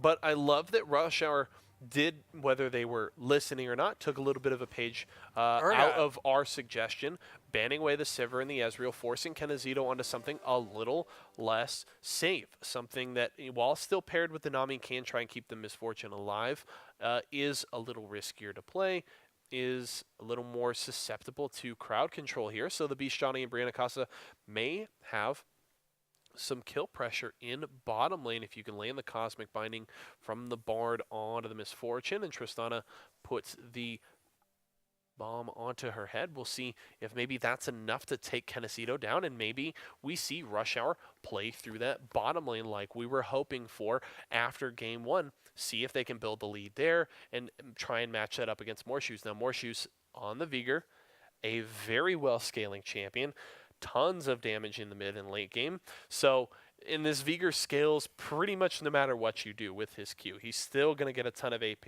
So you keep him down as much as possible, but it may not quite work out. So we'll have to see if Rush Hour can do what needs to be done to keep Morshoes from running away with this game like he did in game 1. But they've got the composition to hopefully play a little bit more around bottom lane, see if they can get the Beast Johnny going on that pick there with the... Was it Udyr? Bard. No, it it's was Bard and the bottom lane. Yeah. It's just been a long day here. It's been a long day. But thank you so much for sticking with us. Excuse me. It's the Tristana Bard bottom lane. But they really need to get him going down there to try and deal with Morshoes. We'll see if Kenny Fan is enough to play into Morshoes to try and handle that matchup a little better than Brianna Costa did in game 1. We'll see how that works out. But it's certainly a risky move here, swapping the support up, changing things up just in your lineup, not just in the champion select there. So Rush Hour really throwing everything at this game, too, to try and even up the series. And speaking of throwing everything in, they did that last game as well. And I think that both teams, where last game it was Glass Cannon versus a pretty, I wouldn't say standard, but I would say a pretty balanced composition. Both teams now have kind of reached parity, and I love that word, parity in terms of like their compositions. Yeah. Both teams don't have any hard tanks. Yes, Nasus can be, or Nasus? Let's say Nasus. Nasus. Susan. Oh, God. Susan can be pretty big, though, yeah. But so he can be a tank, but he's not exactly like, he's not a Nautilus, right? No. He can't control the team. Udyr, he's a tank, but he's not a Nautilus, right? He can't exactly control the entire enemy team. He can't be that front line. He's really there to run in, stun people, maybe last a bit, be annoying in the fight, but he's not exactly a tank. And so none of these teams have a front line, really. And so I think that they have kind of met each other in the middle and said, like, okay, last game we had a hard front line, an incredible bot lane, a really great mid lane in terms of Asian Imports, but now they're kind of meeting each other in the middle and seeing who can outplay the other, because their composition is balanced towards each other. It might be more of a slugfest this time, and more chances to make up for it if they get behind in the early game. Yeah, it's interesting you mentioned the Nasus. Really a feast or famine champion there.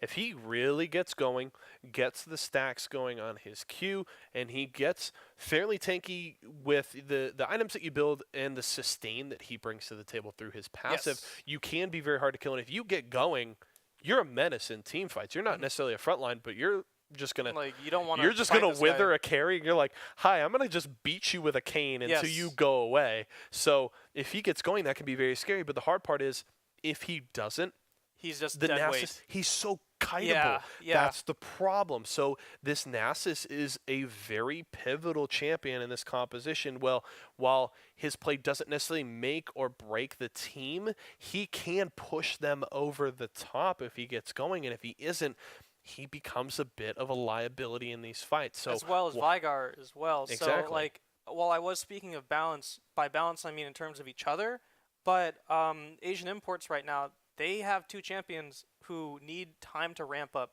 Vigar is not exactly a great champion, early to even like maybe at the very top of mid game. Yeah. if he gets his stacks and if he gets fed, then okay, anybody who gets fed Yeah. can carry a game. But I'm just gonna yeah, Q and press R, yeah, and you're exactly. gonna die. And that's what he did in the last season, and it worked out for him. He really likes those champions where like you just have no outplay at all. And so we're about to get into the game right now. Here we are. We're gonna run out into the fountain. Look at all these skins.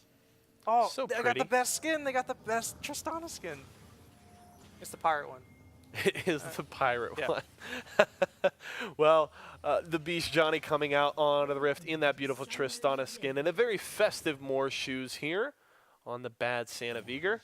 And everybody can flame me in chat if you like for how I pronounce it. I've never gotten a consensus from like Riot on how it's supposed to be pronounced. I say Vigar, Vigar. You could say Vagar. Vigar. You say Severe. Potato, and I used to tomato. say Severe.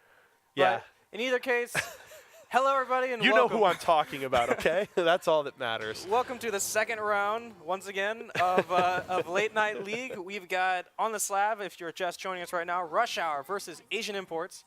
Asian Imports is 1-up, and this is a best of 3. So, Rush Hour is going to have to try to find a way out of this one right now. In the previous game, they played Glass Cannons. In this game, they're playing Glass Cannons again, but they have kind of a tank.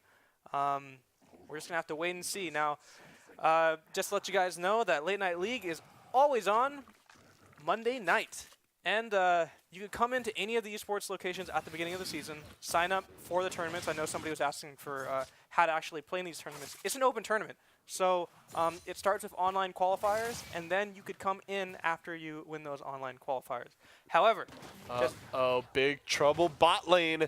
Rush Hour wants to get this going early. Kenazito will be able to walk away as Brandon Costa will zone off Spiky there. Beast Johnny, this could actually be trouble. He has flash available. He's going to get collapsed out. Kenazito has some good damage. The Ignite is burning from the Nami, and the Beast Johnny will get away, but that's a positive summoner spell trade for Asian Imports. So even if Rush Hour, they try to get something going at level 1, and it still comes back to bite them, as it is the Ignite for Spiky traded for both summoner spells on the Tristana. So the early lead again to Asian Imports, even at level 1. ooh, they're trading blows down there. It's not just one-sided match. Of course, it's only 2 minutes in. We can't really see much here, but so we got Baron in the jungle, and we've also got Bear King in the jungle. Now, Urgot, until he's level 6, doesn't have a ton of like kill pressure in terms of jungling. Oh no, the disconnect like, from the Beast Johnny. I was like, is this just the premier bait from the Rush Hour bottom lane? The Beast Johnny, like, watch this. This is like the to be continued screen. Uh-huh. Like, okay, so we're gonna, you know what I mean? Are we getting like, a JoJo's reference here? They're gonna come back in, but let's talk about this Bard and this Tristana. Yeah. Here. So Bard, he's kind of like Lux in a way. Like it's the character or champion that you play when you don't want to play Lux, but you still want to hit people with like Qs and stuff. Do you like to press your Q button? Is Lux banned by Bard? Did they ban Lux in this one? They didn't. I think it's just the switch up here with Kenny Fan going mid and Brandon Costa moving down to support, moving on to the Bard, but still a similar play style. Not quite as much damage, but a little more CC because you bring the binding as well as the ultimate, which can have a huge effect in team fights. All right, here we go, and Beast Johnny's going to have to make a quick sidestep to not die. And, well, I guess Kenazito is going to walk out with a turret shot. She probably shouldn't have taken that, but, you know. We'll see. The early push, though, from the Asian Imports bottom lane. Kenazito looking good so far on the Misfortune, and so good that that's a 9 CS lead already on this Tristana. Tristana not the best at farming under tower. Oh, Spiky's skin is just crazy. They have so much money in the spot lane. Look at all these skins. Capitalism. Skins equal wins. I've always subscribed to the mantra of BM wins games. Oh no. Oh, are you? But we're all nice here at Late Night League. We're all polite. Little do you know, my caster partner is actually banned on 3 accounts. No, I'm kidding. I wait till we're off the air to flame Orion, guys. Don't worry. I would never do it in front of all of you. It's okay. He does it all the time. Uh-huh. Actually, we've just met. We've never met each other before. Some more shoes. Gonna not a lot of like crazy stuff happening in the first 5 minutes of the game. Udyr is kind of sitting in the bot lane, but they're so pushed up, nothing's going to happen. Urgot's just chilling out, getting his farm on, and I think that this is going to be a pretty slow early game. I don't see Irie like taking out Wacky Strawberry like under his turret. It'll be interesting. The longsword pots start for Irie is the greedy buy early, but can get him towards that Tiamat and first item a lot quicker. Though we did see him rushing the Spear of Shojin last game, so we'll have to see if that is again the selection from Irie as Spiky. Lands another good bubble there, but the Beast Johnny wants to trade back as that's low mana. Perfect. Good Cosmic Binding. Kenazito is burning from the Ignite, has to flash away as Bear King has been spotted out. We're going to get the 2v2 near mid. Kenny Fan taking a lot of damage. Morshoes doing work here. The Shroud will keep Kenny Fan alive. The Bear Slap for just hit Baron will secure that kill, but Morshoes wants to turn this around. He should have committed because Vygar didn't have any mana, but he was on the wrong side of the wall. That was a disaster for Bear King right there. I think that they're going to walk away with this one. And just to answer the chat, I think we're going to get that information to you really quick about whether or not we have a West game tonight. We'll get right back to you, but right now, we've got some Asian Imports versus Rush Hour. Going to hopefully get some more action out of here. Yeah, we definitely haven't had a lack of action so far in this series as Morshoes without any mana is running for his life. That's flash for flash traded as Irie roams down to the middle lane, and that means the bigger... Wow, that's so much damage so early on this turret. And I think that Morshoes was getting a little greedy, a little bit too overconfident because, yeah, he doesn't have any mana. And he's relying on this teleport to, like, kind of get him back into lane. But what he didn't want to do is lose that flash. You don't want to lose that flash, and he's going to have to burn both summoners right now. He's going to be back in lane. It's not going to be too big of a deal if he finds a way to, like, not die. But I think that both junglers are going to kind of touch off on each other. Let's see. No. The vision control for Rush Hour is intense right now, but I don't see Vygar roaming. Especially around the mid lane where they are looking to focus some time here early as bot lane has not gone their way early. The hope with those bans was to try and get the Beast Johnny going, but the plays this is the cue. In the early game have not set them up for a threat on this Misfortune. So instead looking to pressure onto Morshoes and forcing out those summoner spells early. Could set them up to get something going. Level 6 though, Morshoes presses his die button. There it is, dude. So Morshoes, I think that this player is a snowball player. He's playing a snowball champion right now. And as we see Ahri, she's not exactly as strong as she used to be. She's still really strong, but Ahri, oh wait, you got to fight in the top lane, but I don't know if anything's going to happen out of this one. But going back to mid lane, Morshoes with his the stun cage, essentially, the event horizon, just traps Ahri into a place where she can't dash to him. And that is kind of a way to like pick them out. They're going to get this Drake. Not like the most incredible Drake, but you know, decent enough for Asian Imports. Ahri, did I say Ahri? Akali, not Ahri, Akali. Oh, bot lane in big trouble here for Rush Hour. The rocket jump and the flash will get the Beast Johnny away, but it won't be enough to save the Bard as Brand Acosta goes down. His first death there as the collapse will get Asian Imports their second kill here. He really could have used that flash right there. He really could have. Wacky Strawberry just heavily focusing on getting that farm. Stack up those Qs, baby. They're within each other on CC right now. Gonna get knocked up against the wall and just immediately dies. Kenazito, holy. The Beast Johnny, strong enough to get the solo kill there. They're looking for the dive top side. Irie they gotta walk out. Gonna take a few tower shots here. The Wacky Strawberry has the ultimate and the cane. That will mean that Rush Hour has to immediately back away from that top lane tower in a very, very big Nasus right now at level 7. I think that they're not going to be able to take him under turret, like at all at this game, at this point. Like maybe later on, but Irie, like this is a classic matchup, but Nasus typically, unless you kill him really early on and just kind of steamroll him, okay, here comes the binding. The Beast Johnny gets greedy, and without flash this time will mean the kill to Kenazito, and even Brand Acosta coming in trying to save the AD carry will lose his life as well. And That's you were two speaking more. about focusing on the bot lane, right? Ugh. This is not the right focus Nope. for Rush Hour right now. They are, like, they're not completely in the hole right now. Like, they do have similar kills in the bot lane right now. But the pressure is just immense coming out of Asian Imports. It is going to be really tough to pull out this Tristana and this Bard into the mid game when all the kills are going around everywhere else.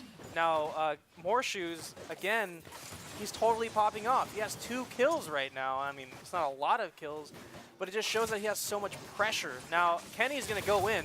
Here Trying comes to get Ura. onto Kenazito. Here comes Just Hit Baron. The Ignite is on to Kenny Fan, but does. Kenazito will get the kill. First, it's 1 for 1, and Spiky will fall Jumps so 2 in. for 1. That's the resets for the Tristana. No mana. The double kill for the Beast Johnny. Here Woo. comes Brianna Costa through the portal. The flash, the bear slap. More Shoes is waddling for his life.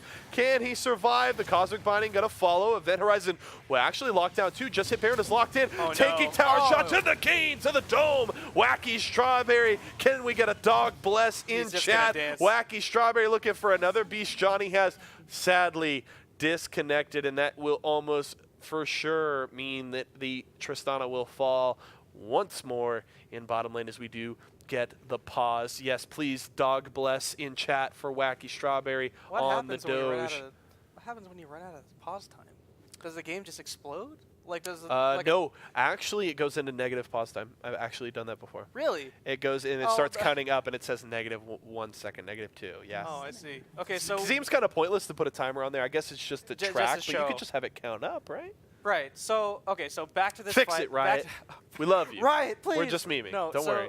So this fight, even though that he did disconnect, and that is pretty bad, he wasn't going to make it out of this one anyways. He might have been able to get a kill on a Morshoes. We're going to see if he does it. The no, cane. No, he just gets caned. So, like, that was really aggressive, and they were going to find kills, but Vigar, if you saw at the start of the fight, when he was running away, he didn't have any mana to drop the Event Horizon. He bought time to run to the turret and put the Event Horizon at the right place. Now he's going to pop the ult, I think. He's going to try to, he's looking, yeah. Oh, Bear King's in trouble. Oh. The ult over the wall from Irie is not enough. Saves the flash. The kill will still go through as Kenny Fan shows up to take down Bear King. So the kills are relatively similar right now. Asian Imports definitely had a lot of pressure, but as we saw, this Tristana can still turn on when he doesn't disconnect. But they're not out of the woods yet. So Asian Imports has a commanding presence, but they still probably can't win, you know, a face-on fight with this Tristana if things go either way, right? So he's gonna walk forward. What are you the doing? bait. The Beast Johnny wants the kill, but will lose his life. The kill to Spiky, but here comes the Udyr and the Akali. Kenazito got to run. The bear slap onto Spiky. That's the fish. Gonna flash away. Bullet time. Will get out a little bit They're of under the damage, but tower, nowhere dude. near enough as the ultimate from Bard. That's going to be the lockdown yeah. on a Spiky. Kenny Fan going to get the kill, but it's traded back as Kenazito gets one onto the Akali. That was ultra greedy right there. So Tristana jumps in, and I think that she, or they at least, really underestimated the damage coming out of the Asian Imports bot lane. They had just gone back and bot, essentially. They had a power spike waiting for him, and he just walks forward, gets almost immediately deleted, and he was waiting for the Udyr to come on. He gets caught in the Event Horizon. This is awful. Oh no. More shoes.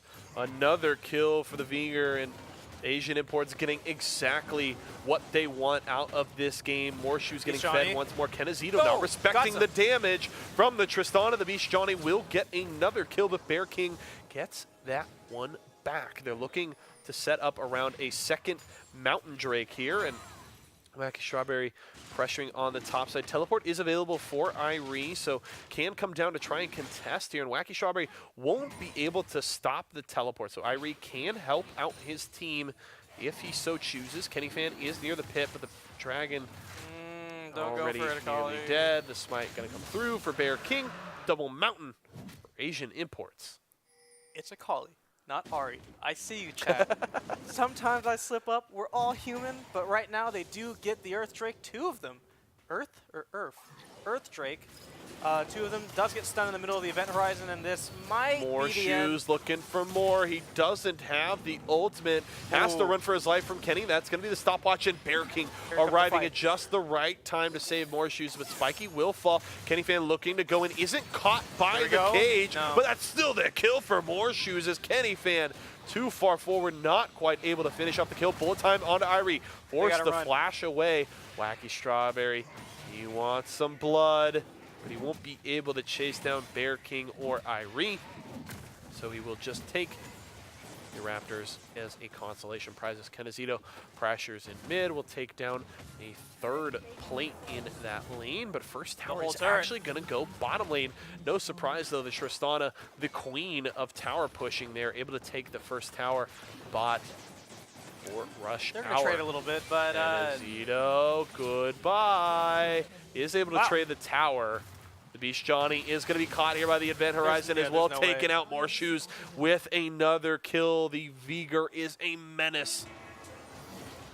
dodges the gets through the portal, but man, that Tristana got absolutely melted, not in the place that she wants to be, especially in an unwarded jungle.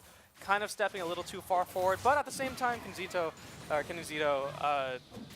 literally stood in front of mid lane turret and just hit it and died. For Here it. comes the tidal wave. Kenny Fans in trouble. Another kill. 6-0-5. More shoes just styling on Rush Hour right now, looking to follow up that Zoe performance with Doing another better, impressive one. Yeah, He's doing better at this time. Like, it's 14 minutes. He has 6 kills, and you can't ban out more shoes. If you don't let him pick Zoe, he's gonna pick Vigar. If you don't let him pick whatever other mid laner, he's still gonna play just excellently right now. This Vigar is, like you said, a menace. But right now, he's an absolute terror. Looking for another You do not one. want to be anywhere near this guy. The Beast Johnny gets the Event Horizon dropped around him, immediately flashes out, knows that if he doesn't, he will soon be looking at a gray screen. Wacky Strawberry up top side will take down +3 is the tower. the tower. Kenazito's in trouble bot lane. Gonna get collapsed on here. The Beast Johnny continues to be a threat on the Tristana, despite you stepping can't out a little solo too this far. guy. The heal from Kenazito, flash away. The That autos, range. one more. That will be the secure. The Beast Johnny gets the kill. Here comes Spiky, looking to just take the kill. The Tidecaller's All right, here's the blessing. battle of supports. Buffing the auto attacks will be enough for the Nami to finish that one off. Brianna Costa, you gotta be careful. The Bard, especially when he stacks up those meeps, does have a lot of damage, but Okay, here will comes be the able to fight. escape. Goes Wacky in. Strawberry taking a lot of damage. Irie gonna get the CC. Bear King trying to put out the damage with the gun. You can do it, dude. Wacky Strawberry had to flash away, but here comes more shoes. That's the Event Horizon on a one. Down goes, just hit Baron. Irie trying to run away, but the Vigor is giving chase. But regardless of all that, we came here to see the Oh, supports no. hit each other. Oh, Yep. so close for more shoes.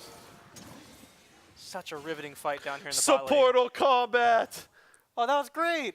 That was great. And it's a great game as well. But Beast Johnny, there's just nowhere to run. You can do it. Get out of there. More Just shoes. able to escape more shoes with not quite enough damage to finish that one off. So close, but still able to force the Beast Johnny to back to his tower. Gets a lot of damage onto the tier 2 turret here. And so back in the mid lane when Irie went in, not in the mid lane, the river, it just shows you that they can fight this. So Irie has an intense amount of CC for this team, at least. And they were standing still for essentially 2 whole seconds. If the rest of their team was there, they would have been melted. Unfortunately, More Shoes, is that even how you say his name? Is it like Morosh? I don't know. But he's just got way too many shoes right now. They're going to try to trade with each other in the top lane. Here comes Udyr, and I don't even know if they can do this. The ultimate's going to come out from the Nasus. Can he survive long enough? Irie trying to run away, but the Wither will keep the Riven my slow, gosh. but there should be enough damage.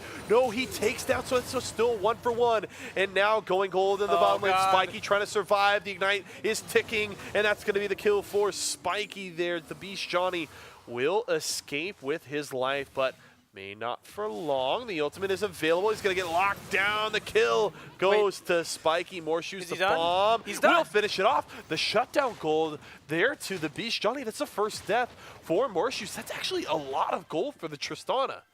I think that, okay, so the Tristana, he's been caught in that cage several times, and the middle turret's going to go down. I don't think they're going to get the inhibitor, but I think the Tristana They're gonna has try. just- okay, goes in, lands it. Irie does get the stun. Bear King has to run, but it won't be he's done. enough here. He is going to fall, won't get a kill in return. Just hit Baron, grabs the kill on the Udyr. Huh. Too overconfident. Overconfident, my friend. So I think that with the Tristana, he's been caught in that cage several times. Let's just skip that. Here's Riven. Might go down to this. No. He's just going to get +1 Good right luck, here. Irie. And Just Hit Baron just jumps into the team, but it's going to take a bullet time to the face. Kenazito grabs a kill on the Misfortune, and here comes Asian Imports. They're rotating bot lane looking for a tower. They're going to take down the tier 1, possibly look to push for the tier 2, because they've got a pretty big minion wave coming to them. We'll have to see if they stay. I wonder how many stacks this Nasus has, or Nasus, or whatever. Like he's- Susan, how many? Susan. Okay, let's just say Susan. Whatever, it doesn't Just matter. has so many right now, and he's got 3 kills. He's got his Trinity Force. He has 2 shirts for some reason. And Kenny, there's just nothing you can More do. shoes So like, with more kills. there. The Cosmic Binding. Ignore my puns. Come on. Brianna Costa trying to get the ultimate out to lock down Asian Imports, but it won't work. That's the tower and the rocket jump away from the Beast Johnny. The bubble will miss, but here comes Irie looking for the backline, trying to ult the squishy members. More shoes, not enough damage from Irie, but looking to finish it off. Kenazito will drop. More shoes soon to follow. Just hit Baron, grabs that one. Can Asian Imports turn it around? Irie is dead. Spiky looking to support. Here comes the Beast Johnny. The Tristana's got a lot of damage. Bear King is low. That's the double for the Udyr. Wacky Strawberry looking for the Kane. Will take another, but the Beast Johnny's got the reset. Dude, it's the He's got ace. the kills. That's the shutdown for the Beast Johnny and the ace for Rush Hour. Stopping the bleeding almost immediately in that fight now, and he's dancing in the minion wave. Okay, focus on the CC. I love but it. Now we just need him to disconnect. That is, okay, okay, we gotta. That is really good for Rush Hour right now. A full ace. They did trade 3 kills for it, but Beast Johnny right now, he has 8 kills, and even though he has 7 deaths, this is going to be really great for Rush Hour. Okay, Tristana is one of the most potent ADCs in the late game because she gets that range bonus because of her passive. If they can find a way to just protect this Tristana and not get one-shot by one shoes by getting caught in the event horizon, I can see them making their way out of this. And that was a brilliant fight. I just think that maybe Beast Johnny probably should have like walked away from the Nasus because he was 1 Q away from having his soul slurped. Walking that fine line, walking that tightrope. It worked out. The Beast Johnny getting a lot of gold, and we do have to note, despite those 7 deaths, I believe based on what I saw, Morshoes and the Beast Johnny are essentially tied for most gold in the game. So those 2 carries are very big right now. Kenny Fan trying to run away, but is looking to make sushi out of Spiky, but it's just taking so much damage. The bullet time from Kenazito finishes it off. Here comes Asian Imports. Irie into the meat grinder. Just hit Baron, running for his life, but that is 2 members dead of Rush Hour. Brianna Costa still trying to run from Kenazito, but that's going to be the speed up. That is going to be the slow for Kenazito, looking to finish it off. Spiky with the heel bounces onto the bar and finishes off the kill. Just hit Baron is looking to open the gates here, running around the map, and looks like he will escape to safety. The Beast Johnny here for a little bit of assist, but Spiky wants to get him. Tidecaller's blessing. The bubble will miss, but here comes Kenazito. Doesn't have the bullet time, but still has a lot of damage on the Misfortune. Heal from the Beast Johnny will give them a little bit of movement speed, but Kenazito still wants this. Here's the turnaround, the flash, the ultimate away, but it's not enough. Kenazito gets the kill onto the Beast Johnny. They need to start traveling as a group now because they can team fight with this Tristana. Unfortunately, she does get caught out. They're just running for their lives right now, and all the gains that they made in that bot lane fight, they just lost by just getting picked off. And so Asian Imports, as they always were, they're back in the upper hand here, or they still are in the upper hand. I'm not seeing really much of an impact out of this mid laner. They're going Kenny so Fan's low taking right so now. much damage, Goes and in, Spiky Irie. gets another kill as Morshoes just delete someone, but again, Irie caught by the ultimate. The bullet time once more. Kenny Fan is down, and Wacky Strawberry just opening up here, doing work onto these structures, now looking for the Beast Johnny. The rocket jump, but the Kane once more will finish it off. They're looking for Just Hit Baron with the tidal wave. He will be able to walk away, but he won't last long, or at least his base won't, as that is Asian Imports with another big victory here. Just hit Baron is running around the base, but will not be able to save it as one Nexus tower falls. The cane to the second will mean that one drops as well. Brianna Costa cannot save the Nexus, and Asian Imports another big performance from More Shoes here as Spiky will drop, but they're going to turn it around, get the shut down there onto the Nami. More Shoes gets the kill there for Wacky Strawberry. Irie just going to run back trying to be the distraction as the Beast Johnny is in base, clearing out that minion wave as best that he can. Irie will actually get a shutdown kill, but still taken down by the Nasus. And again, we see Asian Imports on the brink of victory, but will be stalled out a little bit longer. Wacky Strawberry wants to get in here. He wants that Tristana, but he's low on mana. The Rocket jump in, More Shoes.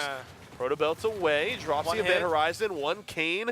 The Q from the Veigar will miss, and Wacky Strawberry has to back away. And again, Asian Imports not quite able to close it out, but really a formality at this point with that 10,000 gold lead, with many minions spilling into the bases. They again got triple inhibitor, which means those double super minion waves just spilling across the map here. And Asian Imports looking to close this one out, dot their I's, cross their T's, and finish with a 2-0.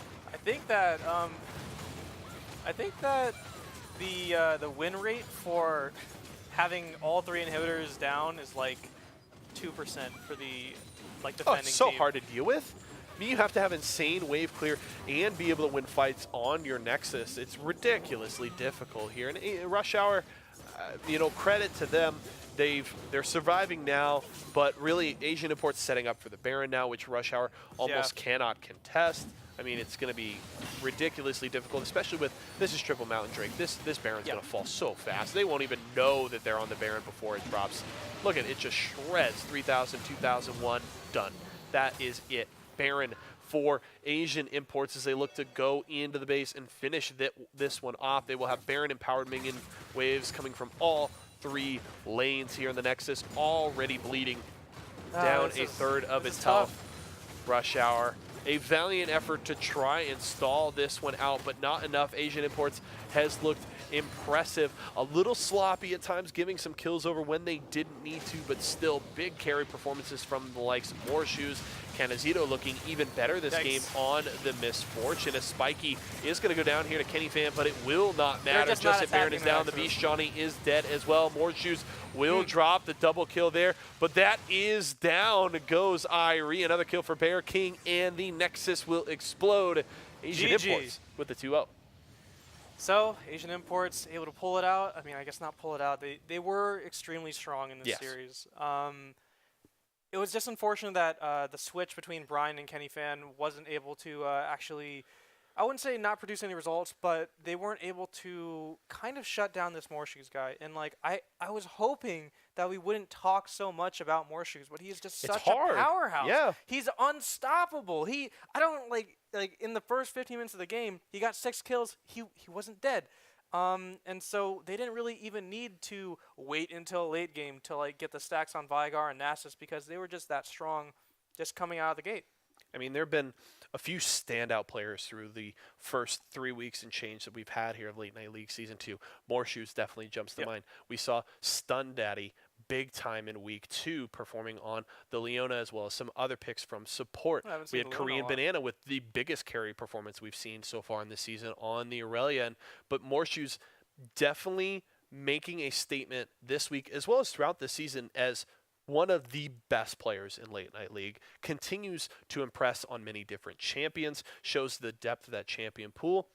He definitely likes one-hit champions. Yeah, I mean, he is a force to be reckoned with in this league, and it seems like even when you throw multiple bans on him, trying to push him onto something different, he continues to find picks that he can succeed on and go focus his bottom lane. He's still going to carry. Focus mid lane early. Try to get him behind. He's just safe enough. Gets away. Finds the kills that he needs. So just seems like More Shoes understands what his win conditions are every game. Yep. Even if the team is going to work a little differently around him, he knows what he needs to do to get himself to a point where he can carry games. And not to discredit Rush Hour, they did have a great attempt at this. More Shoes, really powerful, but I think that their star player, I would say, is Irie.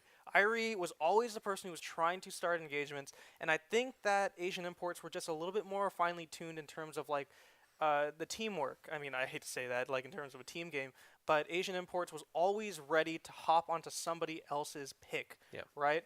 Irie several times was the one who turned fights around. In that bot lane fight where I was saying that the bleeding had stopped, Irie had stunned everybody and got everybody so low that they were able to get an ace essentially on that Tristana. And so I think that the ADC on the side of Rush Hour really did work. They were just not able to find a way to turn that on. More Shoes was just so powerful. The Event Horizon kept everybody literally in a cage. Yeah. Every time it dropped around somebody, they were dead. There was no way that they could have escaped that. And so I think that they... Oh my gosh. It's okay. I think that Asian imports really found their stride here, going 2-0, wiping the competition essentially. And I think that they're going to find some great success here at Late Night League. Definitely a big victory there for Asian imports. We are going to be back in just a few minutes. We're going to throw it to a short break, but we will return with some Western region action. OC versus Roseville coming back in just a few moments. Don't touch those browsers, ladies and gentlemen. We'll be back in just a few.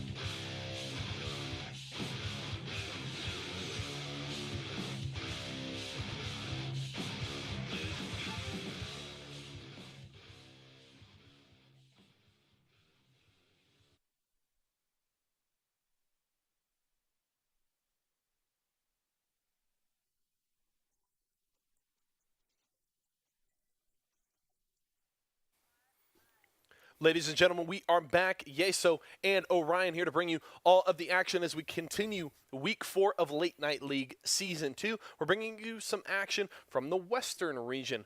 A couple of teams from Orange County and Roseville about to hit the Rift. We're going to hit Champion Select here in just a few moments, but some action from the West. We've done a lot of love to the Central region earlier, and we had some requests.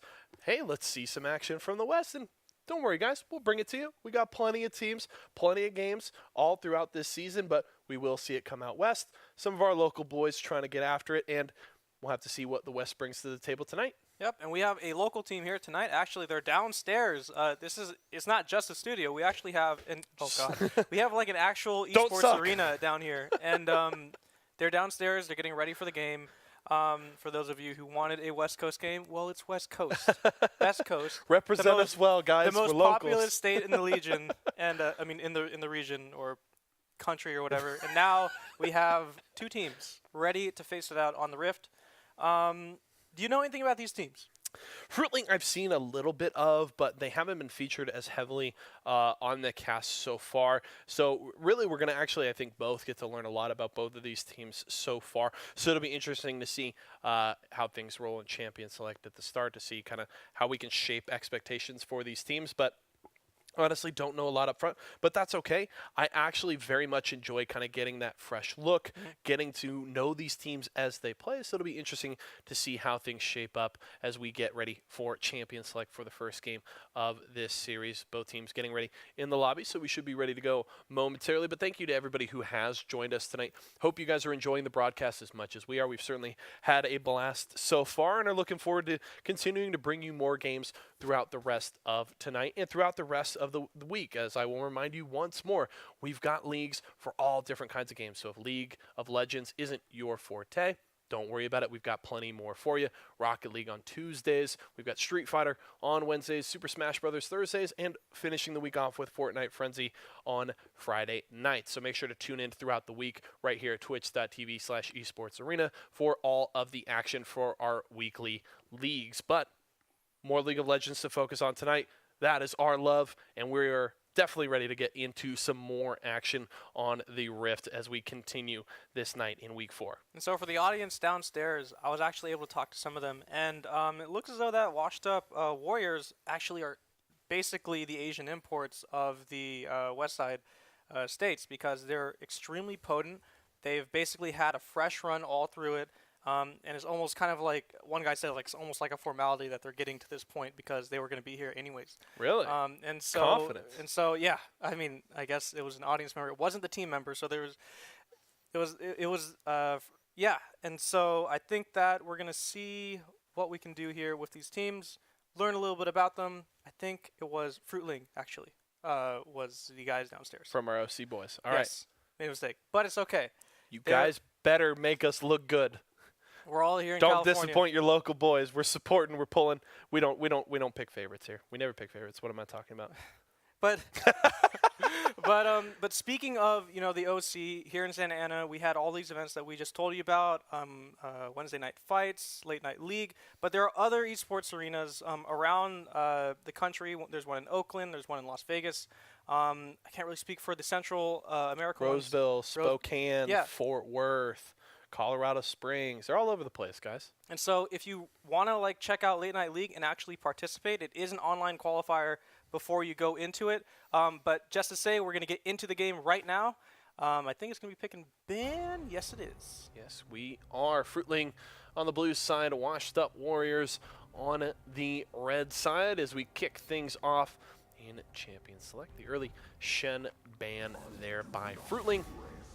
And the Hecarim in turn. Hecarim, something we've seen quite a bit of over the last few patches. We saw the heavy prevalence of his Conqueror build going very, very heavy on the damage, becoming a menace, going that helicopter Hecarim, just able to spam that Q and doing so much damage. But that one is going to be taken off the board here, so no Hecarim going to Chad jungle or Betsnet there for Fruitling. I wonder if he's going to actually jungle.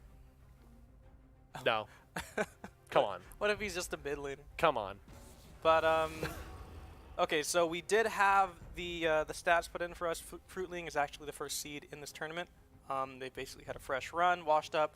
made a mistake. Wasn't that one.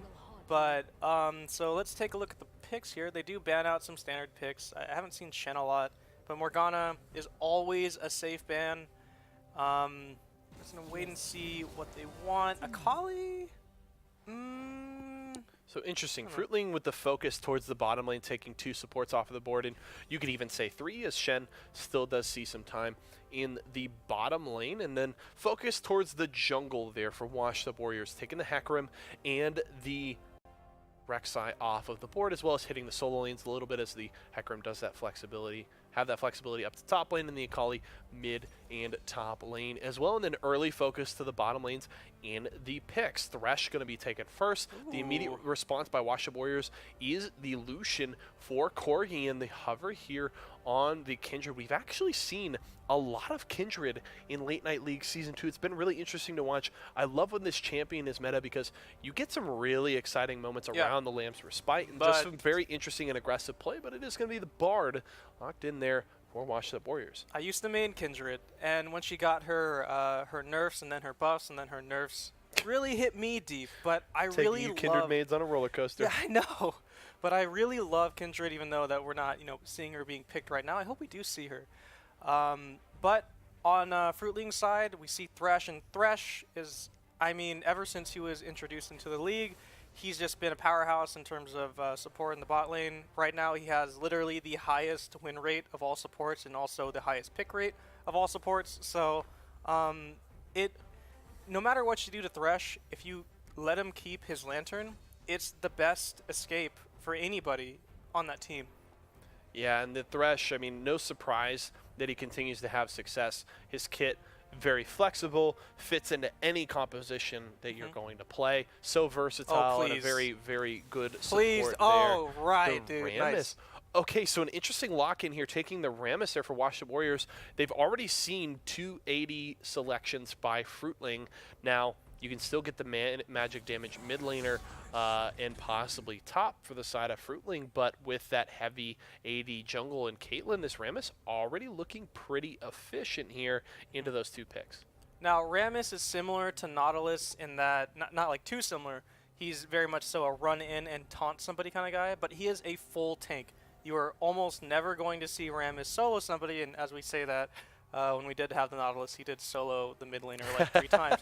But Rammus is definitely a darling for the ADC on that side.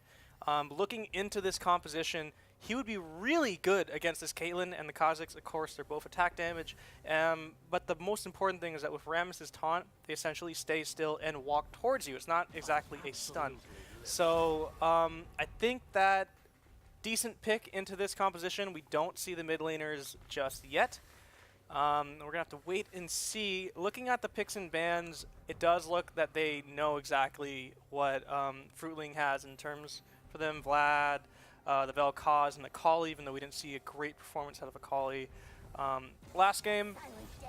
Now, I was going to say, why didn't they just pick Nautilus? But Nautilus was banned.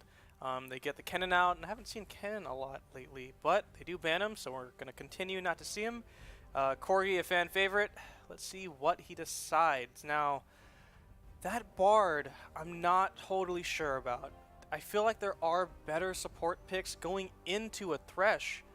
The hard part for the Bard is he's so squishy. You yes. get caught by a death sentence early, and it's over. You're using a summoner spell, or you're gonna die. If I'm Betsnet here, or excuse me, not Betsnet, if you're Tujane, the support for Fruitling, I want to take Ignite to try and kill this Bard because it's so risky. Now, he does bring good crowd control and damage to the bottom lane with his empowered auto attacks, as well as his Cosmic Binding. Can be a good pair with the Lucian to get some damage and set up some kills, but definitely a risky bottom lane here, as both very short-ranged and squishy champions for the bottom lane of Washed Up Warriors. And you mentioned the Xerath. We were waiting for solo lanes from both teams, and Fruitling will get the counter pick top lane if they so choose. The Jax has been shown here by Washed Up Warriors, and it looks like the selection is the Scion to match into the goodest Shiba, or Shibe, his Jax.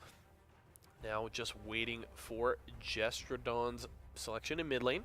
hovering a couple different selections. Orianna could be great in this composition. Good setup in the team fights. You've got the delivery system with the Rammus or the Bard ultimate, and you just drop the ball right in the middle of that once people come back to be able to move. So could be an interesting setup here for Gestrodon on the Orianna, but there are your compositions for the start of this series. Fruitling versus Washed Up Warriors. Any things initially that jump out to you, Orion? What jumps out to me is that these compositions are fairly balanced towards each other, and I always use that one. They have, a standard tank on each side. Sion is less of a tank, more of kind of like distraction, but they do have a front line. They have 2 hyper carries, especially one on Jax on a washed up side, and that Xerath, I am not totally sure about that Xerath because he picks it into a composition that wants to hop on people. You have the Jax, you have the Rammus, you have the Bard, which is not exactly hopping on, but with that Orianna, they can get in to the team fight really quick. Now, this Xerath is going to be, kind of sitting on the back, kind of taking pot shots. I just don't know if that's going to be the best pick into this. However, Fruitling have shown a dominating performance throughout this entire season. Yep. I don't think that they're just going to pick into something that they don't know what they're doing. I think that the Xerath pick into that team, they've got something in mind. And I think it's just that they're going to protect their ADC and have Xerath as a backline to kind of just pester anybody away who tries to get too close. It's an interesting setup here by Fruitling. I honestly like the champion select here. Sion is an interesting champion because he can get very big, and then with his ultimate can set up some interesting fights and be engaged from such a long range because you can ult from so far away, and then you just go on the Sion highway, running down the lane to set up those fights. But an interesting composition here put together where you've got a lot of long-range damage. The Caitlyn with that great attack range on top of a Xerath who's got so much poke, his ultimate, which can do damage from so far away. This is a siege comp.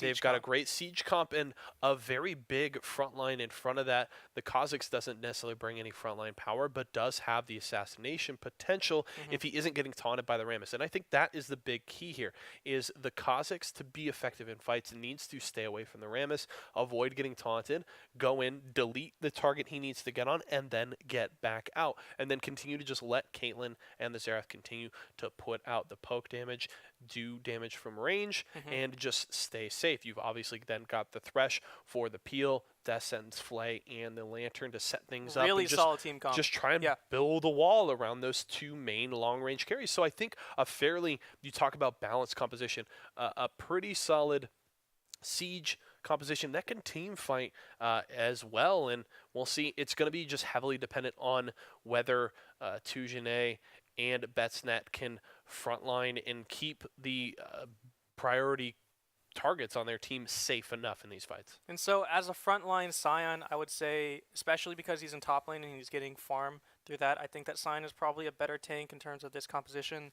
Aside from Rammus, Rammus is like Sion in that they want to get into the fight in terms of like a surprise, like a Rammus shoots out of the ethereal, just coming at your ADC out of nowhere. Sion is more of the team fighting kind of guy, where he has this huge, massive tank that does a lot of damage deceptively with his shield. It takes % damage. Yeah, and the so Soul Furnace. It's almost like, it's just an AoE, kind of like Rammus's. He's definitely going to build the Sunfire Cape and with his ult. So they're both going to be doing similar damage. Damage is not really like a big part of their composition. I do think that in terms of the ADCs, Sion is going to be able to lock down those ADCs a little bit more, because he could get in and just kind of walk through. Rammus is great with those taunts, but he only has one. It's on a relatively short cooldown when he gets to higher levels, but if he taunts the Kha'Zix, people are free-firing. Caitlyn is free-firing at the rest of his team. If he taunts the Caitlyn, Kha'Zix can probably jump over whoever is, the front line, which is just Rammus, and take out their ADC. Now, that's in an ideal situation. If Kha'Zix is unable to turn on in the early game, Rammus is just going to roll all over him, literally, at that point. If Caitlyn is unable to turn on towards the mid lane, the midterm game, this Kha'Zix might not be able to follow up enough to take out the fight. Now, we're going to get right into the game here. They're going to be running down the mid lane. And just want to take a second to thank all of you guys for coming out tonight. Late Night League here Mondays at the Santa Ana Esports Arena. We do this every Monday until, the season ends. Yeah. But until then, you're going to have me and my friend here casting for you tonight. And we're so glad for you to be here. And next season, if you guys want to participate, as I've been saying all night, just go to esportsarena.com and find out the details for your region. We are mostly based around the West Coast and Central America, but if you could find a place near you, that would be amazing to have you here on the big screen right now. But first, you're going to have to take on these two powerhouses. Fruitling versus Washed Up, not doing anything too strange as the game begins. Just going to dance a bit and going to get to it. Yeah, one thing I do want to note, and I mentioned, we talked a little bit about the long-range damage for Fruitling. You've got Bomb Voyage on the Xerath, as well as the Caitlyn there for E-Boy Whisperer. Oh, God. And I think the important thing to note here is the very short-range setup for Washed Up Warriors. Their carries, not very long range, granted. The Orianna can do some good things at a little bit more range with the ball, kind of on the fringes of that recall point with the dissonance as well as the shockwave. But Corgi, very short range on the Lucian, as well as the good Ashibe on the Jax, very short, melee range as well. So it'll be interesting to see if Bomb Voyage and the E-Boy Whisperer can stay at that max range as much as they can. It's going to be difficult for Washed Up. They have to go to very risky areas to do the damage that they need in these fights. And I think that it speaks to what's going on right now with their compositions. They're going all in with the short-range fights. So they're going to be trying to get stuck in Washed Up, while Fruitling is going to try to maybe create some space for themselves. It's kind of a weird composition because where Washed Up has this kind of central theme of close range, brawling, Fruitling is definitely a poke comp, walks right by him. Oh no, dude. A little deep, is going to get the trap dropped right on to him. That's the it. Early burn, Ooh. the ignite, that's the finish. First blood to Tujane with the ignite, and now they're looking for more. Corgi trying to step forward, looks for E-Boy Whisperer, but the Q is going to come out. They're just going to give the kill to Bomb Voyage, and Beyond flashes away. Can he escape? The death sentence will miss, but here comes Chad Jungle. They want more. That's already 2 kills. The stun from the Xerath, the finish, and Chad Jungle gets the kill. That's 3 kills, the Fruitling, to start this game. That is an incredibly powerful start coming out of Fruitling, and it just shows that their decisiveness is on point right now. That is a massive lead for an early game. 3 kills, later in the game is oh, okay. But this is before 5 minutes, and it just shows how much on point they are with their teamwork and their communication. Great play from Fruitling and decision-making, but I have to say, that was more of a misplay from Washed Up Warriors, stepping way too far forward, way too early. Oh, the flash in! Betsnet, the disrespect from the good Ashibe will cost him his life. I don't know if he can actually get away from this. No, he is going to get the heal from the grasp of the Undying. Oh, no. He most likely will not escape, but they may be able to get another Xerath's kill coming. here. Qatar doesn't have the taunt yet. Oh my gosh, the stun will miss, but the Rammus still has to back away. Betsnet survives, gets the kill in the 1v2, and actually gets out. That's unbelievable. Bomb Voyage will take some damage from Gestrodon while he moves back to the mid lane, but Fruitling, everything is coming up aces for them in the early game. They've got the 4-0 lead, a 2,500 gold lead before even the 5-minute mark, and they've already got a kill on everybody but the AD carry right now. Everybody except for the person that actually needs it. Well, they got one on Bomb Voyage. He's participated 3 or 4 kills. It's not too bad. And so, Washed Up, we're going to take a look here. Nothing part of the game. Here comes Rammus. Going to land the taunt. I don't think they have enough damage to... Actually, they do. They do. Qatar trying to compensate a little bit for the rough early game that he has had, is able to get in and get his first kill, the first on the board there for Washed Up Warriors, as the binding will miss from Rion. Uh-oh, big trouble here. We talked about how squishy the Bard is. He steps on the trap, and that will be E-Boy Whisperer getting on the board. They're not done. Corgi now trying to run, but running away from his tower. Corgi, this is big trouble. That's going to be a okay. pause here. We'll see if we have a disconnect, but that's the pause for Corgi. We will get you any information on this as soon as possible. All right, so we're having a little bit of technical difficulties right now. While we work that out, take a look at Roseville over there, and they're just chilling out, and I don't think they could actually see us right now. Say But hello, if they everybody. Can, hey, what's up, guys? Everybody What's in up? Roseville, if you could see us, wave hi. Say hello to the camera. Hope you guys are having fun tonight as we are still waiting through this pause. So we will be back into the action as soon as possible. Wait, dude, Just it's some us. We're in the background. Apologies for the technical difficulties at this point. It's the game in the background. It is. But so, all right. So I think that we were able to see who disconnected. It was definitely the Bard at the moment there. He kind of just stood still when he got hooked. I don't think he was gonna like make it out of there alive at that point. But I think that is the problem right now. Fruitling showing a commanding presence in the first game. And this is a best of one, actually. So there is no gamble on this. You can't be like, oh, we lost this one, but okay, no. This is all or nothing right now. So Fruitling, I think they got 4 kills right now. 5 to 1. And it's like, I And, don't have a watch, Corgi is very close to death. Did not retreat to tower. Has moved up the river, and Death Sentence is going to come off a cooldown here in just a second for 2 Janae. So that's big trouble for the Lucian, who I don't remember off the top of my head if he has his summoner spells available. We'll have to check that as soon as we get back in. But still a very risky spot for him, not retreating to a safe part of the map whatsoever. I think he's going to try to see if the mid laner could come down. But because this whole disconnect happened, I think that a lot of what was going on kind of just fizzled out. Like, I think he's just running away at this point. But A-okay, we're going to get those technical difficulties worked out hopefully soon. If not, you guys have us to talk to for... Can enjoy our beautiful faces. I keep on looking at my wrist, and I don't actually have a watch. So... I need to draw new batteries on this watch. But, so before that fight happened, we saw Rammus basically come in and just, like, swipe Xerath off the map. Yeah. That is what he is great at. So you could put wards anywhere you want. I used to main Rammus back in the previous season. You could put wards anywhere you want. You could try to, like, counter him by, like, I don't know, staying really close to your tower. But Rammus, if you step anywhere off the midline of your lane and he comes at you, you're not making it alive.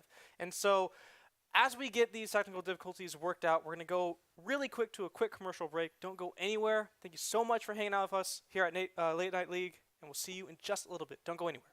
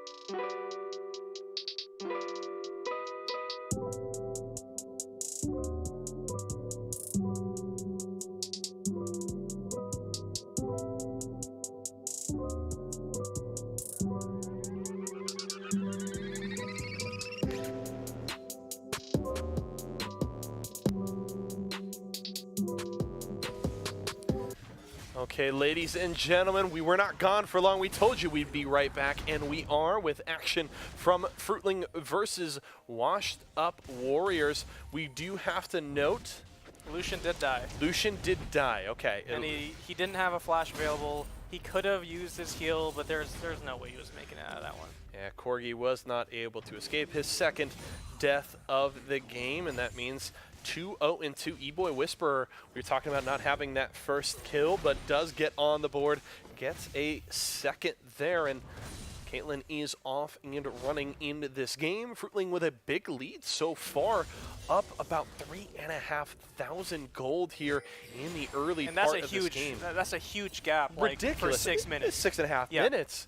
Oh, here comes They Chad. want more. The good Ishibe is going to try to retreat to tower. He's going to get the stun. That's he is able to jump to the tower, but here comes the ult. The sign will goes force around. the flash out. No. Qatar's in trouble. He's going to just drop. That's going to be another kill there.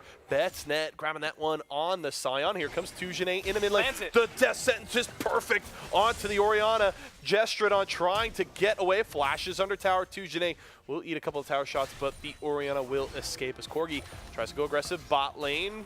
Rion. Gets the stun. Oh, my the Cosmic gosh. Binding does land. Evil Boy Whisperer One more is hit, burning dude. from the Ignite. Rion's going to take the tower shot. Another! The turnaround E-Boy Whisperer gets the kill in return to the 2v1. I love it. Oh my the God, Caitlyn. dude, this Beautiful. But oh, dude, this Ooh. this Thresh is just so nuts right now. The He's just Ignite, gonna he wants solo the it. guy. Ah, he gets it. The 1v1 kill in mid lane. I think that, okay, so now I know why Fruitling has such a commanding presence. It's because that, unlike a lot of other teams, they are not content in just sitting in their lanes right now. So Thresh hasn't been in bot lane for like 2 minutes, okay? He's landed 2 hooks on Orianna, and he's actually gotten the kill out of her. And it's just some really intense roaming right now. Qatar takes the wrong portal, but this guy has no mana whatsoever. He's gonna... Oh, he's just going to execute, but he's not going to actually execute. He flashes for the why? kill! The BM! Yeah. The greed from the Qatar greed! wasn't willing to give the kill to Rion. Spends his flash. That Wait, was okay, not so worth now he's kinda whatsoever. sandwiched. Rion Whoa! trying to get away, is able to take the portal through the wall and escape from the death sentence of Tujane there. And we're just seeing the pressure coming out here from Fruitling. This Thresh is just hiding somewhere. You don't know Tujane where he's going to wants come out.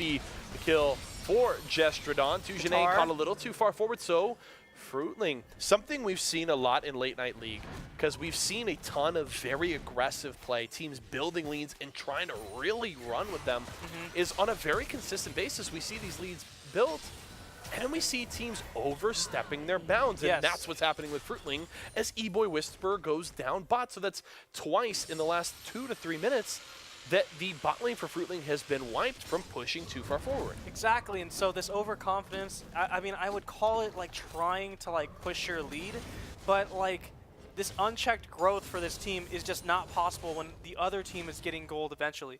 And so I think that Fruitling did kind of give up the ghost a little bit and give Washed Up more coins to, you know, put into the machine to maybe do a reset here. They're within 4 kills of each other. Does land the hook. Oh my god, the hitbox on that hook just absolutely just destroys him. He might make it out. I don't think so. Oh, he does. Oh, no. He's not going to escape from Bon Voyage's ultimate, and that will be the kill for the Xerath, his second of the game, as Tujane again able to set up another kill now, participating in 11 of 15 kills for his team, continuing to roam around the map. We saw the menace in form of the Vigor last game. Now it's the Thresh, though Tujane is going to fall here to the culling of Qatar, but both supports are down as Rion is taken down by Chad Jungle. All right, this Rammus, I can see this guy being the star player right now. He is essentially, he is fed, but more than that, he's making these openings and these fights for his team. He is essentially dragging this ADC, kicking and screaming into these teammates, and the only way Cyan's going to be able to get out of this is to run, but I don't even think that he's going to be able to run. Okay, buddy. We get it. We get it. You're beefy. But Qatar right now, he is definitely the lead of Washed Up right now. He's dragging his team, trying his very best into these engagements and these kills. Well, Fruitling still with a significant lead. Up 7,000 gold, lots of kills. You missed. On just about every member on their team as Jestradon is going to land the shockwave. Will it be enough to keep him safe from Chad Jungle? It will not. That's the kill. One of the Kazakhs has the Dustblade as well as his Warrior. It's a very, very strong bug right now. You don't want to do this, man. Oh, Rion, big trouble. The ultimate will land, so that will secure the kill for Corgi, as Chad Jungle will not be able to escape the shutdown for the Lucian, but still, that's a 2-4-1 trade. I think he should have waited a little bit longer and not face-checked that bush, because he had just gotten in there, and they would have walked out with that, but in either case, what's done is done. Gonna knock Jax up, maybe go against him, but he has no mana right now. But it might not matter. He might just auto-attack the dude to death. He has red buff. Doing over half of the Jax's health and damage with just a Soul Furnace, a couple of auto attacks, and the big axe coming down. And Fruitling threatening in mid lane, working on that tier 2. Here comes Rammus. Rammus is in, but no tower anymore. Good death sentence on to the Lucian. He almost needs to leave this fight just after that single rotation of damage, but he's going to dash in aggressively with the culling, but it's going to be canceled by the flame. Now Bon Voyage has to get away. Can he escape? He's going to get locked down. Good cleanse, he's not going to be able to go. But he can't get the flash quick enough. Qatar able to secure that kill onto Bon Voyage as Fruitling is retreating once more, and Wash Up continue to try and close this gold gap, but it's never quite enough as it still sits at 7,500 gold. I think that, here comes Rammus. E-Boy Whisperer is in trouble. Corgi going to be able to grab that kill onto the Caitlyn, and now they're looking for a second Mountain Drake, so Washed Up they can do staying in this. But they're attacking the crab, but no, they can do it. Over the wall? Uh-oh, this could be bad if they get the collapse. Chad Jungle is nearby. Blast Cone over the wall will get Bet. This is not where he wants to be. Net, a little bit of space. Rion is going to take the portal through. Here comes the chase from the Scion. I don't know about this. Corgi is here for the help. Here's this Rammus. is going to be the collapse. Gets him. Yeah, this is big trouble. Down goes the Scion. That's another shutdown going to Corgi there. Tujane maybe wants to get something. Chad Jungle looking for the kill. Jumping in onto Corgi, trying to take down the Lucian, but he doesn't have quite enough damage. He is able to take him down. That's the double for Chad Jungle. Now the Jax caught by the Death Sense pop by Chad Jungle. He's looking for more. That's the triple for the Kazakhs. Chad Jungle wants more. The ult, looking for the Quadra. Qatar so low. The taunt. That is the Quadra. He tries to jump. Did he get the pentakill? Are you kidding me? The pentakill! Chad Jungle on the Kha'Zix just deletes Washed Up Warriors. That was an incredible fight from both sides. So this Rammus definitely did find a way to get in. But here was the key. Kha'Zix went cloaked, jumped over into the Lucian, and he got decloaked. But then he cloaked again and was able to run around the Rammus and effectively start the whole fight over again. Ooh, Tujane popped there by the Shockwave. Comboed E-Boy Whisper as well. Whoa, whoa, whoa. Washed Up. Where's this damage coming from? Man, 3 kills. Like, okay, so none of these teams are afraid of punching at each other. It was a great fight in the bot lane. They get another set of kills off of Fruitling right now. The gold is still around 7,000, but what does that mean? If it's been at 7,000 for like 10 minutes, it means that they're not bleeding. They're at the same kind of deficit, and that's not where you want to be.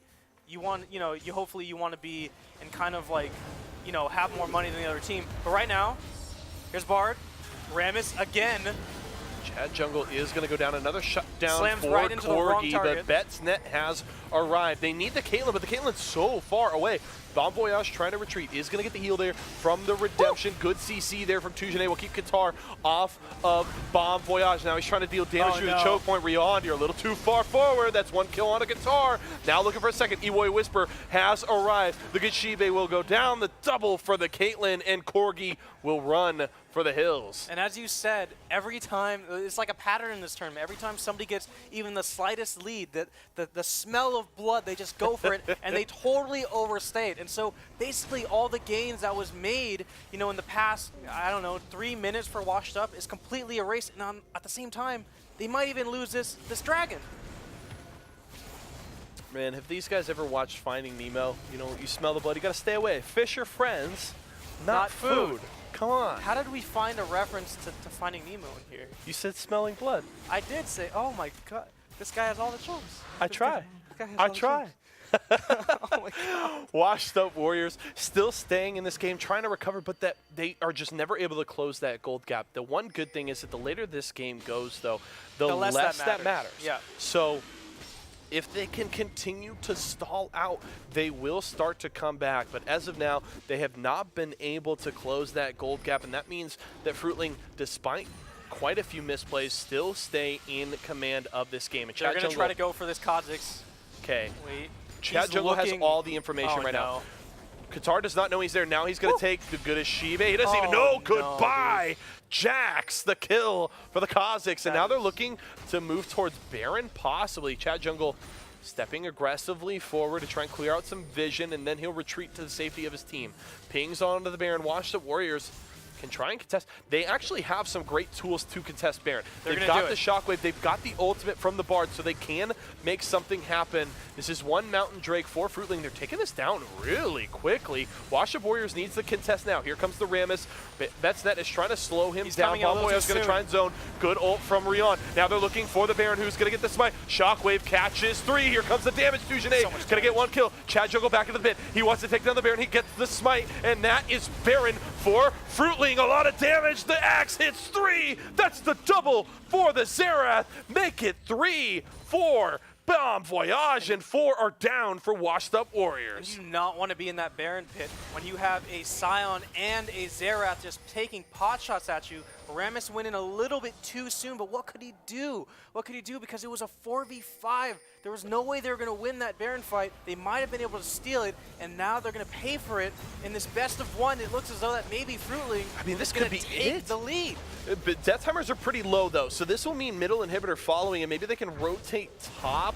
It's risky, though. Qatar is here. That's going to be down goes the Caitlyn, just to the damage from the armor of Qatar, and Betsnet will go gold, but that isn't going to save his life. Might have been a bit overconfident. Yeah, the good Shibe will get that kill. So that's middle inhibitor for Fruitling. They crack open the base, but they lose 2 Baron buffs. Woo. Jax gets the hook. Okay, so make it 3. Tujane's in trouble. The Rion is going to drop. Qatar going to get the kill, though, onto Tujane. Goes in for that is 3 of 4 Baron buffs gone. Chad Jungle does not have one. He died soon after taking the Baron buff. So the only Baron buff is on Bon Voyage, but here comes the damage. Chad Jungle's going to fall, but the ultimate from Bon Voyage will secure 1. but not a second as Illusion drops the Mastery level 7 Bomb Voyage. You've got no mana. Can he get the kill? The stun will keep Qatar out of Oh no. his ball. Don't do it.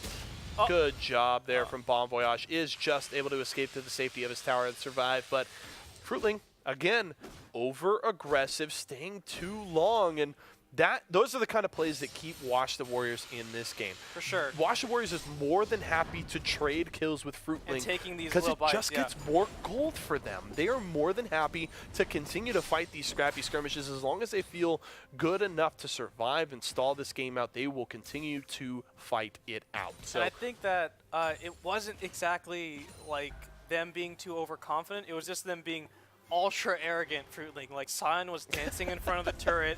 He didn't block the Rammus from going onto his ADC. They are essentially just giving. He's just charging straight into the turret right now. So this guy, I think. But here comes the collapse from the rest of the team. The Sion is so tanky. Death Sentence on to Rion. He's going to drop the box. That's going to be the Bard no. going down. He will not survive here. That's a kill to Betsnet. And Gestrodon's in trouble. The ult not quite available. Now it's up for the Xerath. He's going to fire. That's one. Looking for a second as Qatar retreats. Culling onto Betsnet will not do a lot of work. That Sion is so unbelievably tanky, and that's 2 kills for Fruitling as they look to push again into the base. They've still got the Baron buff on Bomb Voyage, so they've got the Baron minions here.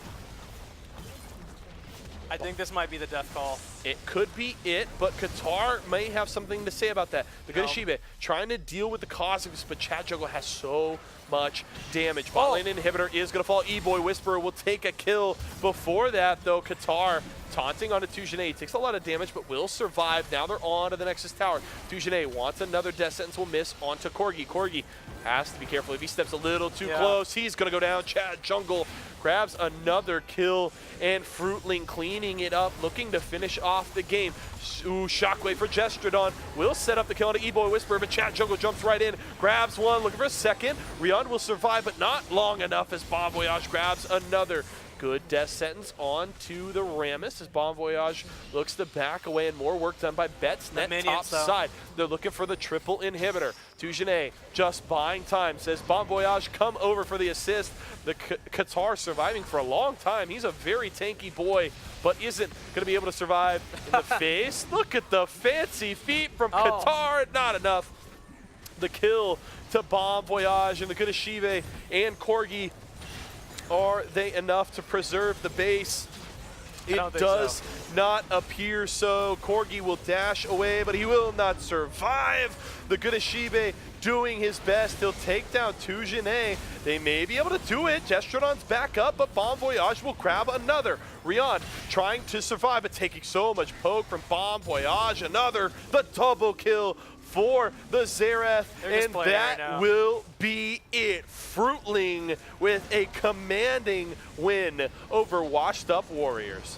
And that, in those other games, we could say that, like, okay, More Shoes was really great, or this top laner was really great, but, like, I think that Fruitling shows competence on every single one of their players. The Thresh was roaming early game, just crazy, making all these plays.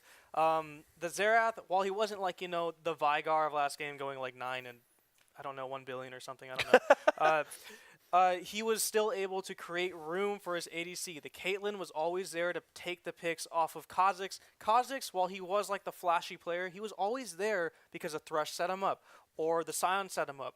Got this big stun, flashes in. Everything goes well for this team because they seem to be working really, really well for each other. Unfortunately, Washed Up Warriors weren't able to make it out of this one.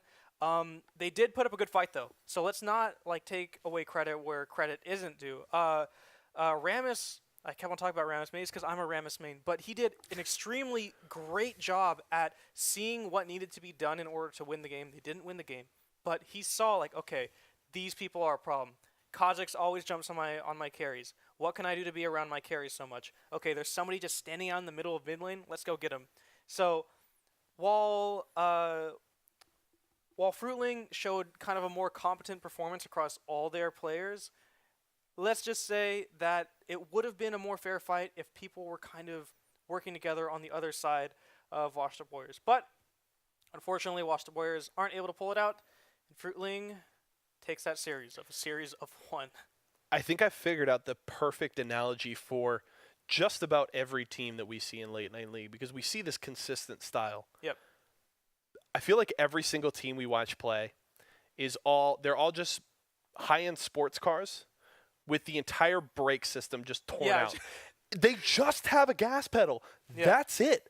Everybody just knows how to go forward, how to fight over and over and over, continue to contest objectives, go after each other, and it makes for such entertaining games because we continue to get fights very, very bloody, not the prettiest. Yep. By any means. Nope. But we see very, very just action-packed games because there is no breaks for any of these teams. They just go, go, go on the gas at all times. Even if you're tearing pieces off of their car, ripping them apart, shooting them, whatever you got, they are still just going as hard as they can. So very, very fun to watch these teams just continue to get after each other as hard as they can nonstop. It's very, very fun to watch. And so I just think that it's just a beautiful thing to see so much like aggression, even though that is the meta. The meta right now is that the average game of completion in this meta right now is 25 minutes. And so that usually means that somebody is like, oh, we're just going to roll over the other team in 25 minutes so is over. But that's not the case in these games.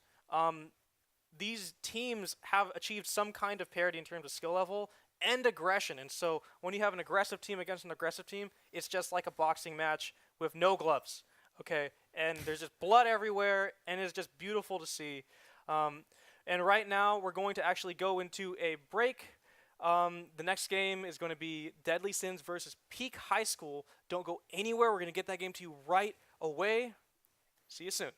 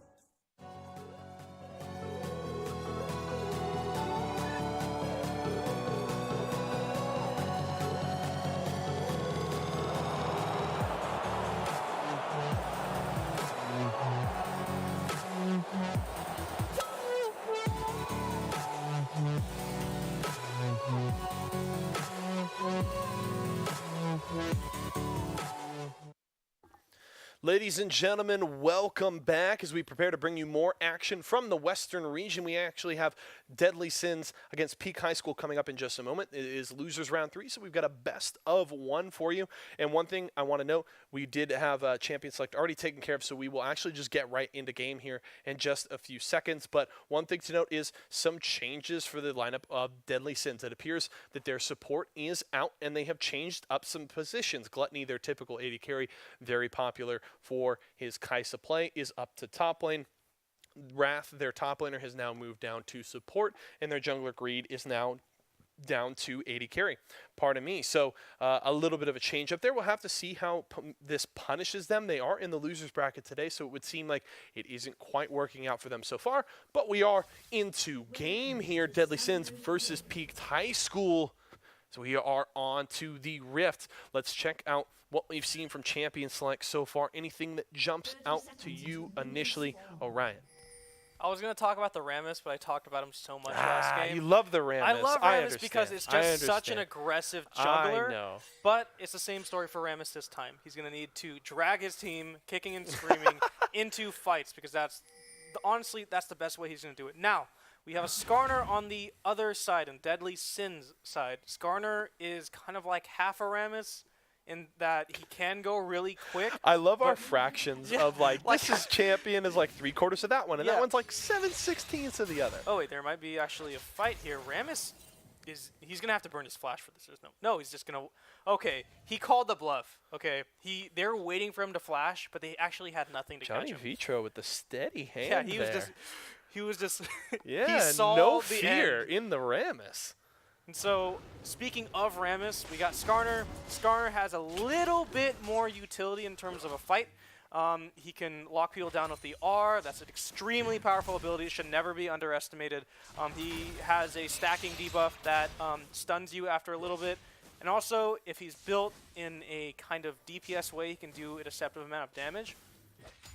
But he is not as surprising and not as fast as a Rammus. Now, looking down to the bot lane, we got Leona. Shield versus shield, except Braum doesn't actually have a weapon. It's going to be, kind of the typical lane. Caitlyn versus Lucian. Now, this is not the best matchup for Lucian. Lucian does more burst damage. He's almost like an AD mage in a way, but Caitlyn is just going to have range on him the entire game. It's not a Tristana. There's not going to be a time where he eventually gets up to his range. It's just going to be kind of a close fight, brawly kind of style, which is what you would expect out of Lucian and a Braum. One thing I love about this bottom lane is there's a ton of kill potential down here. Anything anytime you have a Leona in a lane, as Gluttony's in trouble, force the flash away before the taunt comes through from Johnny Vitro on the Rammus. So Summoner Spell forced out top lane there, traded for the Ghost of Grubot as aggression. In mid lane as Pride wants some blood here, flashing in. Lower definition able to flash away. First blood. Agreed, as dude. Pride is punished in mid lane. No, Greed is in the bottom lane. Oh my god, why? It's going to mess with you, don't worry. But I love about this bottom lane, whenever there's a Leona in the bottom lane, you've got kill pressure. Yes. Because the Leona does a surprising amount of damage herself. We even saw in previous metas back before Runes Reforged when famously in the Misfits series against SKT at Worlds when you were taking Fervor Leona and doing tons of damage. I'm loving this, Big dude. trouble for Gluttony. The gank back to top lane. Johnny Vitro will punish that lack of a flash. But Wrath brings a lot of kill pressure on the Leona and is great setup along with the traps for Greed to get some kills there. But then Lucian Braum, a very, very famous bot lane duo there. You've obviously got the synergy between their passives to set up some kills and some stuns. So we'll have to see how that works out. But we could see a lot of action in the bottom lane when these supports are landing their abilities. Both of these supports have kind of a similar playstyle. It's just that Braum is more of a defend my ADC, whereas Leona is definitely there for the kill pressure. Now we're seeing a bit of a fight here in the mid lane. Not sure if there's going to be anything coming out of it. However, we are going to be keeping an eye on the Leona because Leona has a more directed, more, I wouldn't say instantaneous, but more pinpoint ultimate. Both of these supports have an insane amount of CC. Leona just has more root potential. However, Braum, over the course of an entire fight, if it becomes, a long fight, has more stuns, more slows, and more defense for his squishies. I think that, man, the skin looks so good. Oh my God. It's the it's Sun Goddess. Yeah, so it's like an old skin. Here comes the attack from Rammus, and Pride in trouble again, able to dash away and get the shield to survive in a mid lane, but continued pressure there from Lower Definition, and Johnny Vitro has put Pride on the back foot here. Deadly Sins not looking great here in the early game. We are only 5 minutes in, so it's certainly nowhere near over yet, but really going here. Does not look promising for this veteran Deadly Sins squad. Peanut Butter and Jeebus Creebus pressuring in the bottom lane is Jeebus Creebus looking to throw that chair at the Caitlyn as often as see possible. LeBlanc coming down. Both junglers are on the opposite side of the map. I don't know if Skarner's going to spot him. Loyal RP is nearby, so can go for the They're counter going to meet each other like right now, like on Yeah, accident. they might meet at Tribrush. Lower Sees Definition backs away. Good vision around that river for Peaked High School. It's not going to do much for him other than seeing that Skarner. Now LeBlanc, you're not really able to sandwich her between two people. She's just able to slip out that like really quickly. But it might have been a bad situation. Skarner is going to walk on top of a ward, and Peak High School is going to be wise to this decision, but they're standing really far in the lane. Skarner, he's just going to meet Rammus in the jungle, so we're going to take a look at that. Grubrat has looked very good on this Darius topside. Obviously has that first blood thanks to the gank of Johnny Vitro. The return gank to the topside taking down Gluttony early. Yep, And so is they just need the jungle. dominating this lane matchup. Big trouble for Loyal RP, trying to get away, flashes to the blast cone. The chain still connects though. A lot of damage there, but Lower Definition actually forced away by Pride's They're still fighting. Silas. Now Wrath trying to get onto the Lucian, taking a lot of damage, forced to flash away, but here comes Pride. Johnny Vitro I backing don't away. know why he didn't just flash into the blue buck, but he does make it out of it alive. Everybody, nobody died in this one. But this Darius does so much damage.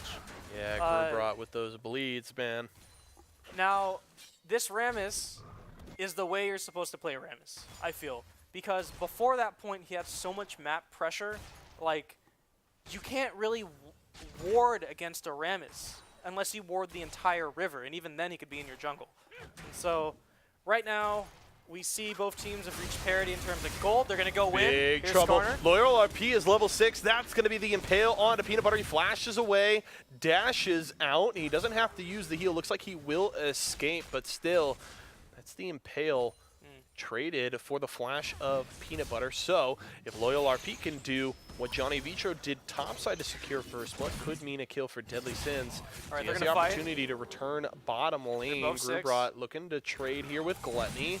Woo! Good riposte Oh. will mitigate the damage of that spin. That riposte is so key in this Yes. matchup. But the hard part is, Darius has so much stuff that like, you can't repost everything. his obviously. apprehend animation is so quick that it's really Gluttony has to predict it. And the problem is that Grubrat can bait it out with the spin and trade if he does it right. You can go up, get the auto attack reset slow, get the bleeds going, and then if you play it right, you can get the riposte out with the spin and then get the apprehend to lock down Gluttony. So it's so hard for Gluttony to play this matchup. There's the apprehend going to land there. Flash away from Gluttony. Grubrat wants to bring down the axe, but it won't be the dunk just yet. Gluttony will escape to survive. Live to fight another day. Okay, so both of these teams are kind of swinging at each other here. We don't see somebody like absolutely dominating the other. Up in the top lane, we do see Skarner just kind of mopping it up. Unfortunately, Rammus wasn't there to kind of collapse on that. Right now, both teams within around 2,000 gold of each other. Not a lot of kills on the board.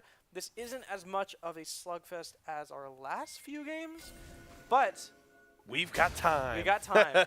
We've got, what do we got on the clock? We got a whole hour, maybe more, for us to take a look here. So red team is just going to try to get the blue buff. Unfortunately, too much pressure.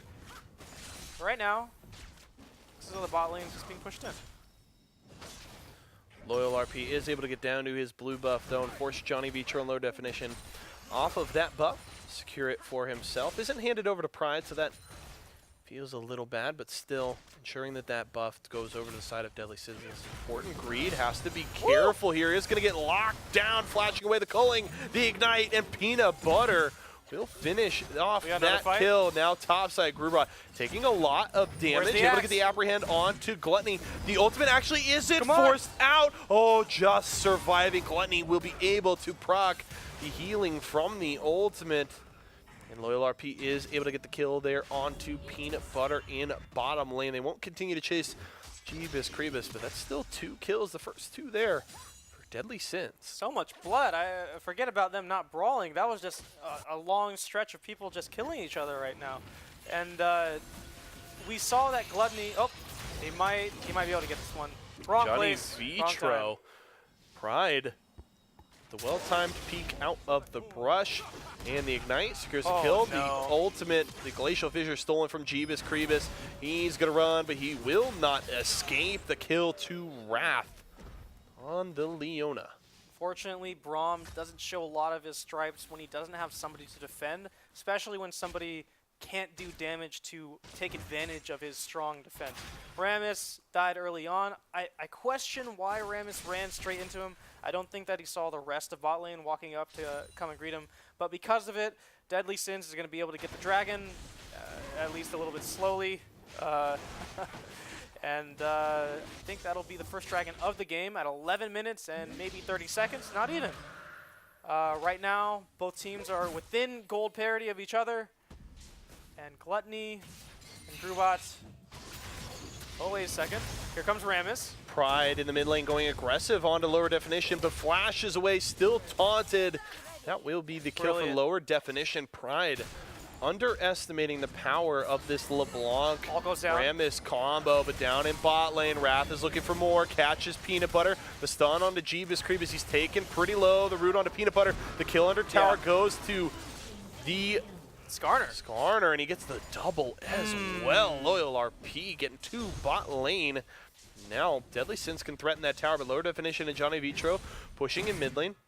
Have a couple of tower plates there and looking for more. This is bad for Gluttony. Flash under tower will get Grubot away, and he's actually able to trade back one tower shot. The bleeds. Dude. The minions got him. Oh man, Gluttony not able to survive. That's a feels bad if I've ever seen one. He's too hungry of his namesake. My gosh. And so both of these top laners can kill each other, but it depends on who gets the first strike, who gets the first shock out of this. Now we see Rammus approaching the mid lane again. He's going to meet Skarner in the bush. No, he's actually going to get the mid laner right here. Let's see what happens. Ooh. He knows that Silas has LeBlanc's escape, and so one hit. Uh-oh, that's the impale on to the Darius. Darius is going to look for the heal here. Can he get it? He does. That will be quite enough. No, it won't. Loyal RP able to finish that one off, taking down Grubot top side. Now that's a really, really dangerous trade you're going to want to take, especially when LeBlanc and Rammus are headed up to the top lane. He does eventually get it out. And also, he looked like awesome in like the freeze animation because he was in the middle of like the axe swing. So he just looked as though he was just this frozen sculpture waiting to chop his head off. But in either case, we're going to see, look at Pride. He's going to jump to the mid lane. And I think both teams are resetting a little bit. There's not a lot of objectives on the map other than this mid lane, and there's no way they're going to get it. Although we do see Peaked High School collapsing. You're not going to run from this, Rammus. This is it. I don't know if the flash was necessary. No, it wasn't. Johnny Vitro seems to want to use his flash on cooldown, but it doesn't matter anyway. Peanut Butter will get another kill on the Lucian, his second of the game, as he looks to finish off that Blade of the Ruined King here very soon, and the kill set up by Johnny Vitro, who is 0-1-3 on this Rammus. Now looking to get after Gluttony, waiting for the support, but here comes lower definition and Grubot. Can they lock down the Fiora? The chain will land, flash away from Gluttony. Keep him safe from the aggression of Peaked High School. Now, I love Fiora as a champ, but she is not going to do well against this Rammus in the fights. Fiora and Darius are not exactly at the equal point right now. Fiora is down quite a bit CS and a kill. And in terms of pressure, there's almost no pressure from Fiora right now. She does have a teleport that she can use, but I'm not sure if LeBlanc is going to make it out of this one. He's really quick. Lower definition able to juke out the slow from Loyal RP, but is still going to get pulled in by the Impale.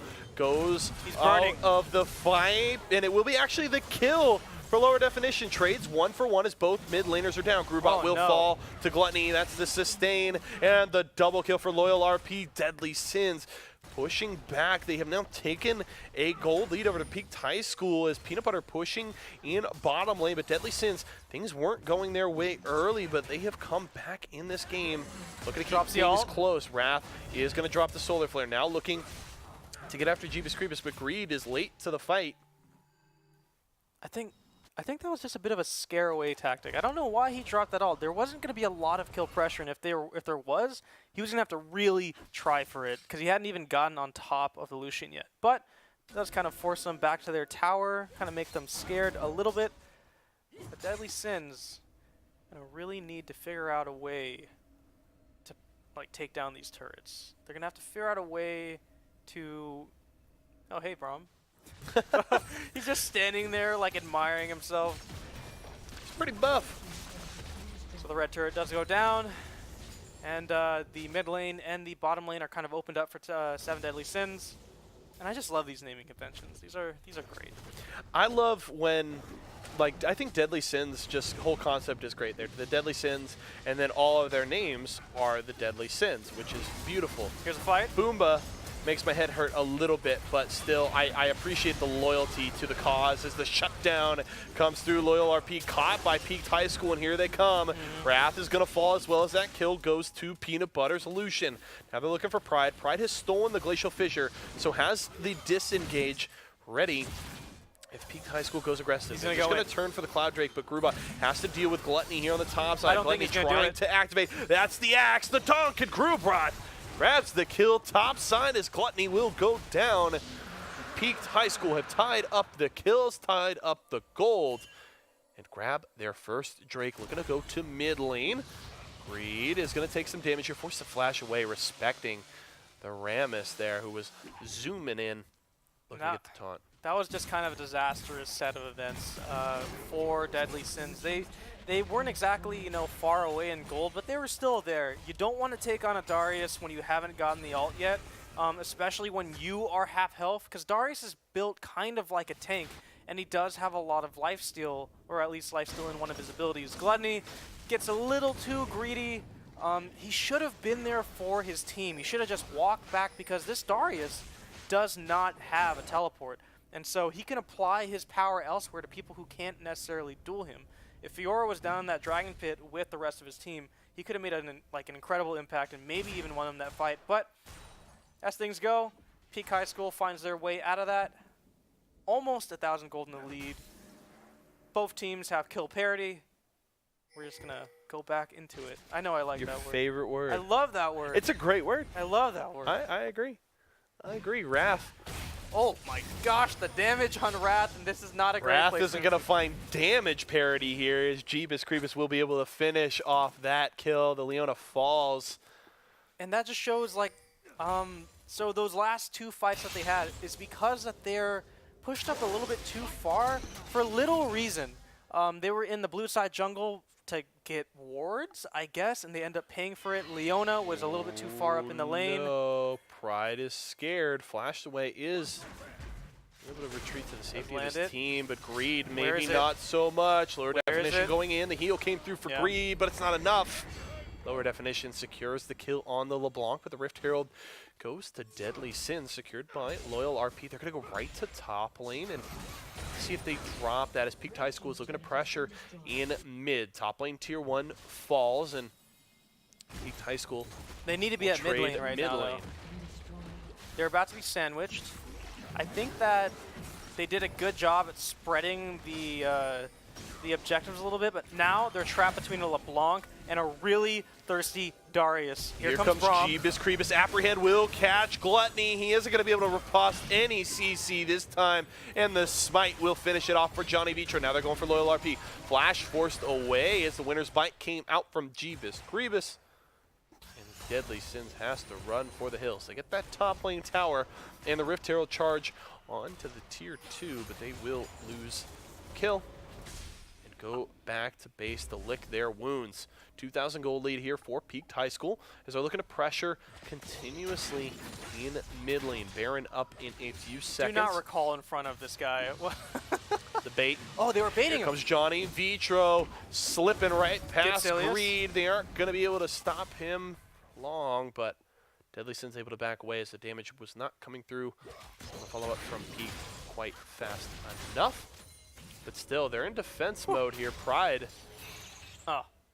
So I think that, like, because of this series, the way it goes, this is the best of one. People are aggressive. I'm waiting, hopefully, or maybe not hopefully, to see who makes the first mistake. Because, as you said, the team that has the upper hand usually gives another hand over to the losing team and kind of makes them equal each other. And so, Oh, man, I took your hand. Here, I'm sorry. Have one of mine. Yeah. So, like, I don't see Peaked High School playing as aggressive as Deadly Sins, which may or may not be a good thing. It's a good thing in that they don't just, like, give up a fight for no reason. They seem to be very meticulous into what fights that they want to pick. They don't run forward for any reason. They always take a fight that they know that they can win. And they're going to go down this mid lane. There's a lot of pressure on both lanes, especially with this LeBlanc. Does land a slow. This might be the fight. Loyal RP gets the stun, but doesn't go for the impale. But that's a flash into the team from Johnny Vitro. He's going to get the AoE damage from his ultimate. Good apprehend catches too. Here comes the Dugs. Grubrod's got one, looking for a second, but down he goes. The kill to Loyal RP. But Johnny Vitro has turned it around and taken down that jungler. Gluttony trying to survive. He is going to get the ultimate activated onto Jeebus Creebus, getting the sustain, but it's not enough. Here comes Peanut Butter. Greed is low. The finish for lower definition. A double kill for the LeBlanc. And the ace for Peaked High School. Now, they didn't give up anything for that team. They totally rolled over Deadly Sins. Now, that was a great fight. Okay, they did lose 2 people, but Ramus went in and he knew that he had to go in right then because 2 members of Deadly Sins were not there in the fight. He flashes into the middle of the carries, taunts both carries. Well, he can't taunt 2 people, but he taunts the carries, and he just becomes this menace, absolute menace to win them that team fight. Great job there from Johnny Vitro, buying so much time, tanking up so much damage, and then you get Peanut Butter and lower definition doing a ton of work. Even Crew brought at the beginning, getting so much damage out before he goes down, sets his team up for success in that fight. It will mean the Mountain Drake secured by Peaked High School. Okay, we're going to see a super risky move. Deadly Sins is going to go for the Baron. They have no idea. They have no vision. This is huge. Deadly Sins, I love the aggression with this play. This could be a huge swing. They're not in the lane, so they're like, okay, where are they right now? They've resurrected. We don't see them off the middle lane. They have to know that this is happening. They don't. So Braum is going to check. Jeebus Creebus is going to spot it, but it's way too late. Baron for Deadly Sins, the ballsy call, will get the Baron buff at 23 minutes. What a huge swing for Deadly Sins. This might be it for Deadly Sins. So they get an absolute power play. Now Baron is really great for applying pressure, applying minion pressure at least, and giving them a sizable amount of gold. Now that essentially gives everybody kind of a kill in the bank. It will even up the gold just slightly. They're within 2,000 gold of each other. And at 23 minutes, that's not the worst deficit to be at, especially when you have, on the side of 7 Deadly Sins, a lot of control to help assist your ADC and your carry in the top lane to maybe find another fight. But Deadly Sins needs to fight together, or they need to find these people split up, because Ramus and this Braum, these are some really beefy frontline tanks, and they might not be able to withstand the assault of this Darius if they don't find a way in. So the split push set up a little bit by Peaked High School. No teleport on the LeBlanc, so can't stay in the side lane for too long, but that will mean the tier 1 tower bot lane goes to Peaked High School. Deadly Sins was trying to set up Gluttony for some split push top side, but without teleport there, Gluttony cannot stay for long, comes back to rejoin the team. They have that Baron buff, but haven't used it to great effect so far because the lanes have been pushed in favor of Peaked High School, but Deadly Sins will get a wave to start Why are they pushing chasing towards this top LeBlanc? lane tier 2. You're not going to catch lower definition. It's not going to happen. Yeah. So they are staying together because they predict that LeBlanc is going to have somebody with her, but it's just one LeBlanc, and unfortunately, as things go, they just spent 5 members to chase away a LeBlanc from not even a lane. I mean, Deadly Sins is just wasting the Baron buff at this point. Pride will steal the calling from Peanut Butter, but we'll see if they can even do anything with this. Now Grubot is topside, looking to split push and try and pressure the tier 2 of Deadly Sins top side. Lower definition escorts another minion wave towards the tier 2 bot lane, and Peaked High School continues to control the map. This is a Baron buff for Deadly Sins that they have done absolutely nothing with. Now they're looking to get on the lower definition. They've caught him this time. The calling comes out from Pride, but lower definition will escape. Again, no waves pushing with Baron. There was no way for them to get it. He does get on Lower top of OP him. flashing in, gets the impale. Peanut Butter will go down. That's the shutdown. Okay, here comes Deadly Sins. Now they need to do something on the map. They've got a kill. Now make some pressure. They're going to start to push in mid lane. They're looking to get after that tier 2 tower. The defense will come out from Peaked as lower definition backs the base and looks to rejoin the team in mid lane. They don't have great wave clear here, so Deadly Sins has an opportunity. Glacial Fissure stolen by Pride, and it is going to be the knockup. It doesn't even hit a single champion. Greed just free firing on the tower will secure the tier 2 there. So that is 1 tower to Deadly Sins so far with this Baron. 1 tower and 1 kill. What else can they do? Right now, the Baron is taking away. I would say that was a fairly good trade. So, like, they didn't actually lose anything. Yes, they didn't get, like, 3 towers on the map, but 1 tower for a Baron, especially when it's about to wear off, I think that's as good as you're going to get right now, especially with a team that... after wasting 2 to 2.5 minutes of the Baron, LeBlanc, you'll take what you can get. But it's really surprising because they had such a decisive, point to get that Baron. But afterwards, they just it disappeared. They just kind of wobbled about chasing a LeBlanc, and LeBlanc never even died. So, right now, they have earned themselves some time, while they could have earned themselves a little bit more time. Right now, they're in a relatively safe spot with their champions. Deadly Sins made a big play, going for that Baron call, a very risky call that seem to pay dividends at the start, but don't follow it up. Barely use that Baron buff whatsoever. Again, 1 kill and 1 tower coming out of that play.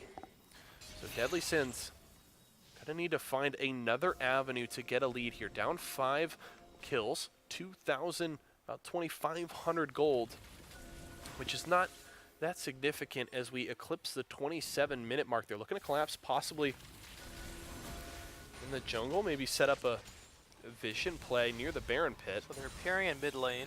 Here comes the collapse from Peaked High School. Oh, he's the wrong spot. This fight. Peanut Butter able to cleanse and get and flash away. But Solar Flare will catch him. Here comes Gluttony trying to take down the Lucian, but he's going to get popped there. Lower definition grabs the kill. Peanut Butter is still alive. Wrath has to flash away. So does Greed, but here comes the X. Down goes the bottom lane. That's 2 kills for Grubot, and here comes Peaked High School. That is 3 dead. The 5v2 push for Peaked as they're marching down the mid lane. And that would look so good for Deadly Sins. They had the Skarner on the ADC, but unfortunately he cleansed it, skipped away, and he was able to get him out of there. And at that point, they should have backed off because they knew that the ADC was safe. Unfortunately, they went in, got caught a bit, and they lose 3 plus an inhibitor. Kind of a tragic end to that fight for Deadly Sins, but Peak High School is going to run, and I think they're going to get the bottom lane turret and wrap back around to Dragon. Baron is up in less than a minute, so that is also another objective they can play around. They're looking to take down Pride here. The chain is going to land for lower definition. Pride's going to get locked down. The Glacial Fissure is stolen, but it won't be enough to save his life. Lower definition grabs another kill on the LeBlanc as they secure the tower. They want to stay pushing.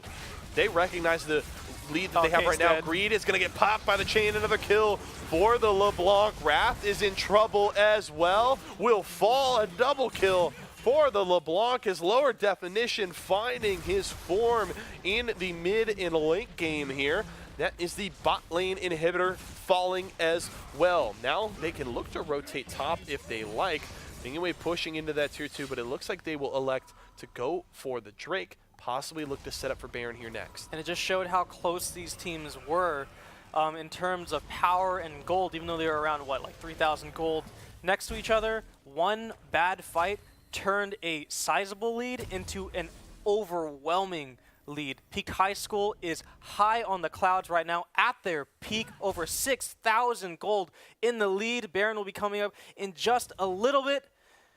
But what is Deadly Sins going to do and be able to get out of this? Now, I don't think that Peak High School is going to they're not going to fall for this again. They're going to go for the Baron again. Loyal RP's in trouble here. They don't have the vision set up. They're trying to run. He's going to get caught by the winner's bite. Deadly Sins seems like they want to fight, but Gluttony is nowhere nearby.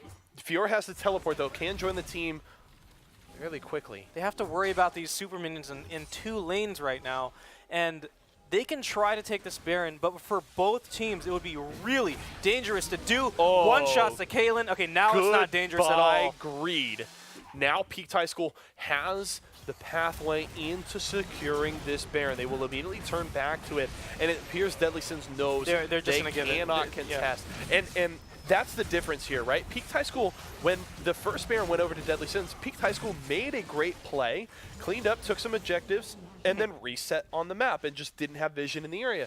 This time around, it was the same thing. The problem was what Peak High School won before that kind of lull in action was too large. Taking 2 inhibitors as well as multiple kills in the bot lane, Deadly Sins did not have the opportunity to try and sneak a Baron. This time, Peak High School was ready. They go and defend it, and now they're looking to get some more. Lower definition, taking a lot of damage here from the tower. Will go down, but that's 1 for 1 as the shutdown comes through onto the LeBlanc, but Jeebus Creepus gets a kill onto Pride. Wrath has fallen as well. It's just Gluttony and Greed left to defend the base, but here comes Peak High School. It's a 4v2 group. Brought once more. He's going to eat the ultimate of Gluttony, but Gluttony isn't able to proc the healing. Ladarius can back away. They've got Baroned up minion waves now coming from 3 lanes, and with all 3 inhibitors down, it will be double super minions. Greed has to run from the Braum. That's 1 Nexus tower down. Gluttony able to dash away and buy some time, but there's so many minions into the base. Yeah, the second Nexus tower will fall, and they're going to finish it this time.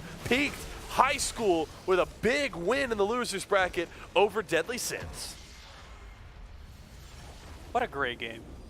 What a great game. So even though that the kills did go over in favor of like 2-1, like there's 14-28 right now, both these teams, I would say, were really punching at each other maybe up until like maybe 23. Of course, we got to say that Peak High School seemed a little bit more put together. They seemed to have their action plan well put in place before the whole thing went on, and I think that they were able to capitalize on Deadly Sins' mistakes more than Deadly Sins could capitalize on their mistakes. And so a really great showing coming out of Peak High School. High schoolers, that's great. Oh my God, they're really like amazing plays. And like last game in the West Side bracket, we don't really have exactly like all-stars on one side of the team. It was just that Peak High School was firing on all cylinders on all the cylinders. So Rammus was great, always creating these holes for engagement. The LeBlanc always finding little pieces to take off the team. The 2 top laners, while they did fight, Darius was always kind of on the upper hand. And I think that Peak High School really did find a way to make this one for themselves. Yeah, an interesting performance across the board from Peak High School. And I would have to say, if I had to pick an MVP for this game, it's a hard choice. Lower definition, I think, has a strong case on the LeBlanc. Definitely was very, very powerful in the mid and late game. But honestly, I have to give it to the Rammus. I think the Rammus did such a great job just setting them up for all of their plays. Was just all across the map all the time, setting them up for kills. He became just such an annoyance for Deadly Sins, where they're like, oh man, like we want to get a fight, but there's the Rammus, like he's gonna taunt our AD carry, taking players down all across the map, setting so many things up for Peak High School that he just became such a threat, you know, not necessarily in the damage department, but if the Rammus shows up and there's anybody else with him that isn't the Braum, you're gonna die. Because he's gonna land the power ball, he's gonna get the taunt, and you just cannot survive through whatever damage is coming through. So I think a great job there by Peak High School, but definitely Jungle coming up big. Yeah, and let's not forget that within the game, both of these teams were kind of relatively in the same gold market. And it was that Rammus who decided that he was going to flash into that team at that precise moment. Yes. And that is In what mid lane. like led the Avalanche to do it. And so I think that like, you know, we're both agreeing here. I love Rammus. You think he's the MVP. I think that Rammus did a really great job. Not to say that the rest of the team didn't. The rest of the team on Peak High School side, highly competent, great mid laner, an extremely good top laner, knowing when to take fights against a Fiora, which is not always very obvious, Yeah. especially when both of you have health regen in like a really good way. Darius, I think, kind of came out ahead because he had more of a tanky aspect in terms of Fiora. Fiora was a little bit more glass cannon-y, which is how you're supposed to build her when she has she's not exactly Darius, obviously. Yeah. She's not more of a tank. And so just high competence on either side of Peak High School. Right now, I think that that is the losers bracket for the West Side region. So unfortunately, it was a best of one. Deadly Sins is going to go home. Peak High School is going to go ahead up into, I think, either the third place bracket, depending on who wins the next few games. But other than that, I think it was a great game. All right, and so just to let you guys know, this will be the end of the stream tonight. I know you guys want to see our beautiful faces all day, all night, but it is getting kind of late. Thank you so much for sticking around for so long here at Late Night League. Just want to throw it to our sponsors. Thank you so much to Walmart for providing the PCs to give all of our gamers and all of our contestants actual computers to play on across all of our esports locations. But I think we should close it out right now. My name is Orion Kongmalai, and this is I'll let him give out his I'm little things. JC Yeso McDonough. Appreciate you guys coming to hang out with us tonight. It was a pleasure to cast with you, Orion. I had a blast. first I hope time. you did as well. I had a lot of fun. Good. I was a little nervous because I had never met him before, but I'm a scary guy. highly competent. I'm very intimidating. Caster parody, or not parody, but you know. Parody, how it is. word of the day. Write that one down, everybody. Take it home. Look it up in the dictionary. Tell your mom and dad. Go learn it. What does it mean? You'll find out. But that is going to do it for us tonight, folks. Hope you enjoyed week 4 of Late Night League. We will have more action coming to you next Monday. But remember, all of our leagues throughout the week, so make sure to come back for more games all throughout this week. That will do it for us here today. Have a good night. We'll see y'all again next time.